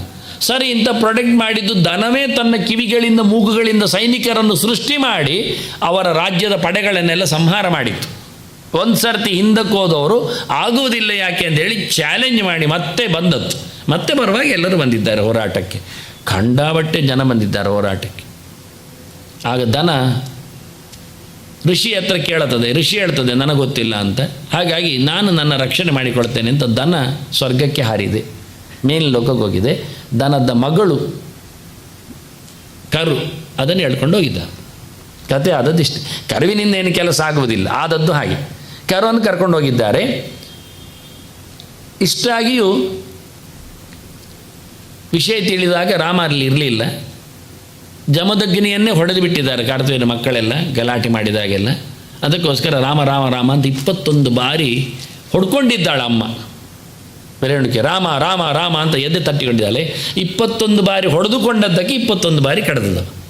21 ಬಾರಿ ಯಾಕೆ ಕೇಳುವುದಕ್ಕೆ ಕಾರಣ ಅವನೇ ಹೇಳಿಕೊಂಡಿದ್ದಾನೆ. ಅಮ್ಮ ಹೊಡ್ಕೊಂಡಿದ್ದಾಳೆ, ನನ್ನನ್ನು ಕರೆದಿದ್ದಾಳೆ ದೂರದಲ್ಲಿದ್ದದ್ದಕ್ಕೆ ಅಂತ. ಹೀಗಾಗಿ ಬಹಳ ಚಂದವಾಗಿ ಕ್ಷತ್ರಂ ಕ್ಷಯಾಯ ವಿಧಿನೋಪಹೃತಂ ಮಹಾತ್ಮ ಬ್ರಹ್ಮದುರ್ಗುಚ್ಛಿತ ಪದಂ ನರಕಾರ್ತಿಲಿಪ್ಸು ಉದ್ಧಂತ್ಯಸೌ ಅವನಿ ಕಂಟಕ ಮುಗ್ರವೀರ್ಯ ಸಪ್ತಕೃತ್ವ ಉರುದಾರ ಪರಶ್ವಧೇನ. ಇಡೀ ಸಮರೈಸ್ ಮಾಡಿದ ಕಥೆ ಇದು ಬಹಳ ಚಂದವಾಗಿ. ಬ್ರಹ್ಮದೃಕ್ ಉಚ್ಚಿತ ಪದಂ, ಬ್ರಹ್ಮದ್ವೇಷಿಗಳನ್ನು ಸಂಹಾರ ಮಾಡಲಿಕ್ಕೋಸ್ಕರ, ದಾರಿ ತಪ್ಪಿದ ಪಡೆಯನ್ನು ಸರಿ ಮಾಡಲಿಕ್ಕೋಸ್ಕರ ಈ ರೀತಿಯಾಗಿ ಕೈಯಲ್ಲಿ ಕೊಡಲಿ ಹಿಡ್ಕೊಂಡ. ಎಂಥ ಅಕ್ಷಯಣಿ ಸೈನ್ಯಗಳು, ಎಷ್ಟು ರಾಜರೆಲ್ಲ ಸೇರಿದ್ದಾರೆ ಕಾರ್ತಿವೀರ್ಯನ ಹೆಸರಿನಲ್ಲಿ. ಬಂದು ಬಂದು ಬಂದು 2 ವರ್ಷಕ್ಕೊಮ್ಮೆ ಪರ್ಯಾಯ ಇವನತ್ತು ಕಡಿಯುವುದು ರಾಜರನ್ನು. ಒಂದು ಸರ್ತಿ ಎಲ್ಲ ರಾಜನ ಕಡಿಯುವುದು, ಮತ್ತೆ 2 ವರ್ಷದ ನಂತರ ಮತ್ತೆ ಕಡಿಲಿಕ್ಕೆ ಹೋಗುವುದು. ಹೀಗೆ 21 ಬಾರಿ 42 ವರ್ಷ ಅವನು ನಡೆಸಿದ್ದಾನೆ ಕೆಲಸ. ಸಮಂತ ಪಂಚಕದಲ್ಲಿ ಕುರುಕ್ಷೇತ್ರದಲ್ಲಿ ರಕ್ತದ ಮಡುವಿನಲ್ಲಿ ಪಿತೃತರ್ಪಣ ಕೊಟ್ಟಿದ್ದಾನೆ. ಮತ್ತು ಅಶ್ವಮೇಧ ಯಾಗ ಮಾಡಿ ಕಾಶ್ಯಪರಿಗೆ ಭೂದಾನ ಮಾಡಿದ್ದಾನೆ. ಬಲ ಕಾರ್ಯದ ಇನ್ನೊಂದು ಮುಖ ಸಮುದ್ರ ಸರಣ. ಇದೆಲ್ಲ ಪರಶುರಾಮನ ಬಗ್ಗೆ ನಾವು ತಿಳಿಬೇಕಾದ ಕೆಲವು ಮಾತುಗಳು. ಯಾರಿಗಾಗಿ ಇದೆಲ್ಲ ಮಾಡಿದ್ದು? ಹೇಳಿಕೊಂಡಾಗ ತನ್ನ ತಂದೆಯ ಸಾವು, ತನ್ನ ಮನೆಯ ದನದ ಎಳೆದಾಟ, ಅದಕ್ಕಾಗಿ ಒಬ್ಬ ರಾಜನನ್ನು ಮಾತ್ರ ಟಾರ್ಗೆಟ್ ಮಾಡ್ಬೋದಿತ್ತಲ್ಲ. ಆದರೆ ರಾಜ ಎಲ್ಲರನ್ನು ಸೇರಿಸಿ ಬಂದ. ಕಾರ್ತವೀರ್ಯನಿಗೆ 1000 ತೋಳು ಬರುವಾಗಲೇ ದತ್ತಾತ್ರೇಯ ಹೇಳಿದ್ದಾನೆ, ಇದೊಂದೊಮ್ಮೆ ಬ್ರಹ್ಮಜಾತಿಗೆ ವಿರೋಧವಾಗಿ ನಿಂತರೆ ನೀನು ಕೈಯು ಕಡ್ಕೊಳ್ತೀಯ, ನೀನು ಕಡ್ಕೊಳ್ತೀಯ ಅಂತ. ಹಾಗೆ ಆಯಿತು. ಪರಶುರಾಮ ತನ್ನ ಕೊಡಲಿಯಿಂದ ಅವನ 1000 ತೋಳನ್ನು ಕಡ್ದ, ತಲೆಯನ್ನು ಕಡ್ದ. ಯಾವ ಭಗವಂತನ ದತ್ತಾತ್ರೇಯನ ಉಪಾಸನೆ ಮಾಡಿ ಪಡೆದ ಯೋಗದ ದೊರೆಯೋ ಅವನೇ ಯಾವಾಗ ಬ್ರಹ್ಮಜಾತಿಗೆ ವಿರೋಧವಾಗಿ ನಿಂತ, ಗೋವಿನ ಬಗ್ಗೆ ಅನ್ಯಾಯ ಮಾಡಿದ, ಗೋಬ್ರಾಹ್ಮಣ ಹಿತಾಯಶ ಹೇಳೋದು ಅದಕ್ಕೋಸ್ಕರ. ಒಂದು ಯಜ್ಞದ ಮುಖದಲ್ಲಿ ದನದ ಅಂದರೆ ಯಜ್ಞ ಅಂದರೆ ಏನು? ಅಗ್ನಿಯಲ್ಲಿ ಆಹುತಿ ಕೊಡೋದು. ಏನನ್ನು? ತುಪ್ಪವನ್ನು. ಯಾವುದರಿಂದ? ವೇದ ಮಂತ್ರದಿಂದ. ಆದ್ದರಿಂದ ವೇದ ಮಂತ್ರ ಇರುವುದು ಬ್ರಾಹ್ಮಣನಲ್ಲಿ. ಬ್ರಹ್ಮ ಅಂದರೆ ವೇದ. ಅವನು ಉಪಯೋಗಿಸಿಕೊಳ್ಳತಕ್ಕ ಮಂತ್ರದ ಆಹುತಿ ಕೊಡೋದು ಅಗ್ನಿಯಲ್ಲಿ ಇದ್ದಾಗ ಆಜ್ಯದಲ್ಲಿ, ದನದಲ್ಲಿ. ಎಷ್ಟು ಜನ ಇದ್ದು ಗೋಬ್ರಾಹ್ಮಣಿತ ಯಾಕೆ ಗೊತ್ತಿಲ್ಲದೆ ಅದನ್ನು ತಿದ್ದಿದ್ದು ಗೋ ಮಾನವ ಹಿತಾಯಚ ಎಂದ ಮಾನವ ದಾನವನ. ಮಾನವನಲ್ಲಿ ಏನಿರ್ತದೆ? ಬ್ರಾಹ್ಮಣ ಹೇಳಿದ್ದು ವೇದ ಉಳ್ಳವನು ಅಂತ ಅರ್ಥದಲ್ಲಿ, ಜಾತಿಯ ಪ್ರಶ್ನೆ ಇಲ್ಲ. ಗೋ ಅಂತ ಹೇಳಿದ್ದು ಹಾಲು ಕೊಡುವುದನ್ನು, ತುಪ್ಪವನ್ನು ಹೇಳುವುದರಲ್ಲಿ ಹೇಳಿದ್ದು. ಹಾಗಾದರೆ ಗೋವನ್ನು ತಿದ್ದಿ. ಒಂದು ನೀವು ಬ್ರಾಹ್ಮಣ ನಿಮಗೆ ಹೆಸಿಟೇಟ್ ಆಗ್ತದೆ ಆದರೆ, ತಿದ್ದಲಿಕ್ಕೆ ಬೇಕು ಅಂತಾದರೆ, ದೇವರು ಅವನಿಗೆ ಮಾತ್ರ ಹೇಗೆ ಕಣ್ಣು ಹೀಗೆ ನೋಡುವುದಂತಾದರೆ, ತಿದ್ದುತ್ತೇನೆ, ಮಾನವನ ಮಾಡ್ತೇನೆ ಅಂತ ಹೇಳಿದರೆ, ಪರ್ಸನ್ ಇಟ್ಕೊಳ್ತೇನೆ ಹೇಳಿದರೆ, ಹಾಗಾದರೆ ಗೋವನ್ನು ಆ್ಯನಿಮಲ್ ಮಾಡಿ ತೆಗೀರಿ. ದನ ಯಾಕೆ ಬೇಕು ಆಗ? ಅಂದರೆ ದನ ಒಂದೇ ಇವತ್ತು ಆಜ್ಯವನ್ನು ಇವತ್ತು ಹೇಳೋದಿಲ್ಲ. ಅದರ ಹೇಗಿದೆ ಅಂತ ಕ್ವಾಲಿಟಿ ಏನು, ಹಾಲಿನ ಕಥೆ ಏನು, ಬದುಕಿನ ರೀತಿ ಹೇಗೆ, ಸಬ್ಸ್ಟ್ಯೂಟ್ ಎಂಥದ್ದು, ಮನುಷ್ಯ ಬದುಕುವ ರೀತಿ ಏನು, ಎಲ್ಲ ಅವುಗಳ ಪ್ರಾಣಿಗಳನ್ನು ಅವುಗಳು ಸಾಗಿ ಸಲಹುವಂಥದ್ದು ಲೋಕದಲ್ಲಿ ಇದ್ದೇ ಇದೆ. ಇದು ಮಾಮೂಲಿ ಅನಿಮಲ್ಸ್ ಅಂದರೆ, ಪ್ರಾಣಿಗಳು ಅಂದರೆ. ಮನುಷ್ಯನು ಒಂದು ಪ್ರಾಣಿ ಆದಾಗ ಅವನು ಹಾಗೆ ತನ್ನ ಮಕ್ಕಳನ್ನು ತಾನು ಸಾಕುವಂಥದ್ದು ಸಲಹುವಂದು ಸಮ. ಆದರೆ ಸಾಲದೇ ಇದ್ದದ್ದಕ್ಕೆ, ಆಗದೇ ಇರುವುದಕ್ಕೆ ಒಂದೇ ಒಂದು ನಮಗೆ ಗೋವು ಮಾತ್ರವೇ ತನ್ನ ಮಕ್ಕಳನ್ನು ಮಾತ್ರ ಸಾಕುವುದಲ್ಲದೆ ಮನುಷ್ಯರನ್ನು ಸಾಕ್ತದೆ. ಅದಕ್ಕೆ ಆ ನಮೂನೆಯ ಕೆಚ್ಚಲುಗಳ ಕತೆ. ಒಂದರಲ್ಲಿ ಮನುಷ್ಯರಿಗೆ, ಒಂದರಲ್ಲಿ ಅದರ ಕರುವಿಗೆ, ಒಂದನ್ನು ಯಜ್ಞಕ್ಕೆ ಹೇಳುವ ಕ್ರಮಗಳು. ಇದೆಲ್ಲ ಇತಿಹಾಸ ಬರೆದ ದಾಖಲೆಗಳು ಶಾಸ್ತ್ರದಲ್ಲಿ. ಅದು ನಾಯಿಗಳಿಗೆ ಉಂಟಲ್ಲ ಸುಮಾರು ಹೇಳಿದರೆ, ಅವುಗಳು ಮರಿ ಹೆಚ್ಚಾಗ್ತವೆ ಯೋಚನೆ ಮಾಡಿ. ಅದಕ್ಕೆ ಮರಿಗಳಿಗೆ ಅದು ಹೆಚ್ಚು. ಇದು ಹಾಗಲ್ಲ, ಕರು ಹಾಕುವುದು ಒಂದೇ. ಹಾಗಾದರೆ ಕೆಚ್ಚಲು ಯಾಕೆ ಜಾಸ್ತಿ ಕೇಳಿದರೆ, ಅದು ಒಂದು ಯಜ್ಞಕ್ಕೆ ಹಾಲು ಕೊಡಲಿಕ್ಕೆ. ಇದನ್ನು ಅರ್ಥ ಮಾಡಿಕೊಳ್ಳುವುದಿಲ್ಲ ಜನ. ಕರು ಸಣ್ಣದಿದ್ದಾಗ ಎಷ್ಟು ಕೆಚ್ಚಲು ಕರೀಲಿಕ್ಕೆ ಉಂಟು, ಕರು ದೊಡ್ಡದಾಗ ಎಷ್ಟು ಲೆಕ್ಕ ಉಂಟು ಹೇಳಿಕೊಟ್ಟಿದ್ದಾರೆ. ಎಲ್ಲ ಕೆಚ್ಚಲು ಕರೀಲಿಕ್ಕೂ ಇಲ್ಲ. ಕರೆದರೆ ಅವನು ಗೋ ಹತ್ಯೆ ಮಾಡಿದ ಪಾಪಕ್ಕೆ ಬಗೆಹರಿ ಆಗ್ತಾನೆ. ಇದೆಲ್ಲ ನಾನು ಗೋ ಸಮೀಕ್ಷೆಯಲ್ಲಿ ಕೊಡ್ತಾ ಬಂದಿದ್ದೇನೆ, ನೋಡಿಕೊಳ್ಳಲಿಕ್ಕೆ ಬರ್ತದೆ. ದನ ಸಾಕುವ ಕಥೆಯೇ ಭಾರಿ ಕಷ್ಟ ಉಂಟು. ಅದನ್ನು ಹೊಡೆಯುವ ಕೋಲು ನಮ್ಮ ಕಿರುಬೆರಳಿಗಿಂತ ಸಪ್ಪೋರಿ ಇರಬೇಕು. ಅದರಲ್ಲಿ ಎಲೆ ಇಲ್ಲದಿದ್ದರೆ ಅವನು ಪೆಟ್ಟು ತಿಂತಾನೆ, ನರಕಕ್ಕೆ ಹೋಗ್ತಾನೆ. ಎಲೆ ಇದ್ದಿರಬೇಕು ಅದರಲ್ಲಿ ಮತ್ತೆ ಆ ಕೋಲಿನಲ್ಲಿ. ಇದೆಲ್ಲ ಕಥೆಗಳು ಕಲೀಲಿಕ್ಕೆ ಸುಮಾರೆಲ್ಲ ವಿಷಯ ಉಂಟು. ಗೋ ಸಮೀಕ್ಷೆ ಅಂದರೆ ಹಾಗೇನಲ್ಲ, ಹೇಳಿದ ತಕ್ಷಣ ದನ ಬರುವುದಿಲ್ಲ ಹತ್ತಿರಕ್ಕೆ. ಆದ್ದರಿಂದ ಯಾಕೆ ಪರಶುರಾಮ ಕೈಯಲ್ಲಿ ಕೊಡಲಿ ಹಿಡಿದ ಎನ್ನುವ ವಿಷಯದಲ್ಲಿ ಚಿಂತನೆ ಮಾಡಿದರು. ಅಂಥ ವೇದಜ್ಞರ ಬದುಕಿಗೋಸ್ಕರ ಇದನ್ನು ಮಾಡಿದೆ. ಕೊನೆಗೆ ನಾನು ದಾನ ಮಾಡಿದ್ದೇನೆ, ಮತ್ತು ನನ್ನ ಹತ್ರವರು ಕೇಳಿದರೆ ಉಳ್ಕೊಳ್ಳಿಕ್ಕೆ ಎಲ್ಲಿದೆ ಅಂತ ನಾನು ಮತ್ತೆ ಪುನಃ ಸಮುದ್ರದಲ್ಲಿ ಕೇಳಿ ಜಾಗವನ್ನು ಕೊಟ್ಟಿದ್ದೇನೆ ಅಂದ. ಒಂದು ಬಾರಿ ಸಮುದ್ರ 1000 ಮೈಲು ನುಂಗಿತ್ತು, ಈಗ 200 ಮೈಲು ಬಿಟ್ಟುಕೊಟ್ಟಿದೆ. ಯೋಜನಾ ಲೆಕ್ಕಾಚಾರ ಅವ್ರು ಹೇಳಿದ್ದು. ಇವಾಗ ಕೇಳಿದ್ದಕ್ಕೆ ಈಗ ಬಿಟ್ಟುಕೊಟ್ಟದ, ಇದು ನೀನು ಹೇಳು ಎಷ್ಟು ದೂರ ಹೋಗ್ಬೇಕು ಅಷ್ಟು ಹೋಗ್ತೇನೆ ಅಂತ. ಸರಿ ಅಂತೇಳಿ ಇಷ್ಟು ವ್ಯವಸ್ಥೆ ಆದದ್ದು. ಆದ್ದರಿಂದ ಇದ್ದದ್ದೇ ಜಾಗವನ್ನು ಮತ್ತೆ ಊರ್ಜಿತಗೊಳಿಸಿದ್ದು ಪರಶುರಾಮನ ಕೀರ್ತಿ. ನಾನೇ ಕಂಡವ ಬದರಿಯಲ್ಲಿ ಲ್ಯಾಂಡ್ ಸ್ಲೈಡ್ ಆದಾಗ ಅಲ್ಲೇ ಇದ್ದವ. ನನ್ನನ್ನು ಬೈದಿದ್ದಾರೆ, ದೂಡಿದ್ದಾರಲ್ಲ ಹತ್ತಿರೋದಕ್ಕೆ. ನಾನು ಅವರಿಗೆ ತೋರಿಸೇಳಿ, ಮಿಲಿಟ್ರಿ ಅವರಿಗೆ ನಾನು ತೋರಿಸೇಳಿ ಎಕ್ಕಿ ಮತ್ತೆ ನೋಡಿ ಇದೆಂಥದ್ದು ಅಂತ. ಅದು ಸೆಲ್ ಅಂದ್ರೆ ಅವರು ಯಾವುದರ ಸೆಲ್ ಕೇಳಿದೆ, ಇದು ಇಲ್ಲಿ ಹೇಗೆ ಬರ್ತದೆ ಕೇಳಿದೆ, ಅರ್ಥ ಆಗಲಿಲ್ಲ ಅವರಿಗೆ. ನಾನು ಮತ್ತೆ ತೋರಿಸಿಕೊಟ್ಟೆ, ಇದು ನಮ್ಮ ಸಮುದ್ರದಲ್ಲಿ ಸೀಶೋರಲ್ಲಿ ಸಿಗತಕ್ಕ ಸೆಲ್ಸ್ಗಳಿವು, ಇಲ್ಲಿ ಯಾಕೆ ಬರ್ತದೆ ಕೇಳಿದೆ. ಬದರಿಯ ಬೆಟ್ಟ ಎಷ್ಟು ಎತ್ತರದಲ್ಲಿಲ್ಲ, 16,000 ಅಡಿಯ ಮೇಲೆ ಇದೆ ಸಮುದ್ರ ಮಟ್ಟಕ್ಕಿಂತ, ಬಂದದ್ದು ಹೇಗೆ ಅಂದೆ. ಅರ್ಥ ಆಗಲಿಲ್ಲ ಅವರಿಗೆ. ಹೇಗಾಗತ್ತೆ ಅಂದರೆ ಒಂದು ಸಮಯ ಸಮುದ್ರ ಹಿಮಾಲಯವನ್ನು ಮುಳುಗಿಸಿತ್ತು. ಅದು ರೀಸೆಂಟ್ಲಿ ನಿನ್ನೆ ಮೊನ್ನೆ ಅಧ್ಯಯನದಲ್ಲಿ ತೋರಿಸಿಕೊಟ್ಟರು. ಅದನ್ನು ಸೆಲ್ಸು ತೋರಿಸಿಕೊಂಡು ನಾನು ಯಾವತ್ತೇ 20 ವರ್ಷದ ಕೆಳಗೆ ಹೋಗುವಾಗಲೇ ತೋರಿಸಿಕೊಟ್ಟಿದ್ದೆ. ಅದಕ್ಕಾಗಿ ಇಲ್ಲಿ ಓಡಾಡಿದ್ದೇನೆ ನಡ್ಕೊಂಡು. ನಾವು ಹೋಗಲಿಕ್ಕೆ ಬಿಡದಾರ ದಾರಿಯಲ್ಲೆಲ್ಲ ಹೊರಟಿದ್ದೇನೆ. ಅಂದರೆ ಸಮುದ್ರ ಏನೆಲ್ಲ ನುಂಗಿರ್ತದೆ ಒಂದು ವಾರಕ್ಕೆ ಕತೆ ಇದ್ದಾಗೆ, ಧನುಷ್ಕೋಟಿಯ ಲೆವೆಲ್ ಇದ್ದಾಗೆ. ರೀಸೆಂಟ್ಲಿ ಅದು ಮತ್ತೆ ಓಪನ್ ಆದ್ದು, ಸಿಕ್ಕಿದ್ದು ಮೊನ್ನೆ 50 ವರ್ಷದ ಕೆಳಗೆ ಧನುಷ್ಕೋಟಿ ಇಲ್ಲ ಹೋಗಿತ್ತು. ಹಾಗೆ ಸಮುದ್ರ ಕಬಳಿಸ್ತದೆ, ಅದನ್ನು ಮತ್ತೆ ಭೂಭಾಗ. ಈಗ ಬಹಳ ಕಮ್ಮಿ ಮಟ್ಟದಲ್ಲಿ ನಮಗೆ ಸಮುದ್ರ ಕೊರೆತ ಎಲ್ಲ ಕೇಳೋದು, ಹಿಂದೆ ಆಗಲ್ಲ, ಬಹಳಷ್ಟು ಜಾಗಗಳನ್ನು ಪಡೆದಿತ್ತು. ಪರಶುರಾಮ ಅದನ್ನು ಮತ್ತೆ ಪುನಃ ತನ್ನ ತೇಜಸ್ಸಿನಲ್ಲಿ ಅದು ಬ್ರಾಹ್ಮಣರ ವಾದಕ್ಕೆ ಅವ್ರು ಕೇಳ್ತಾರೆ, ನಮ್ಮ ಗ್ರಾಮ ಎಲ್ಲ ಹೋಗಿದೆ,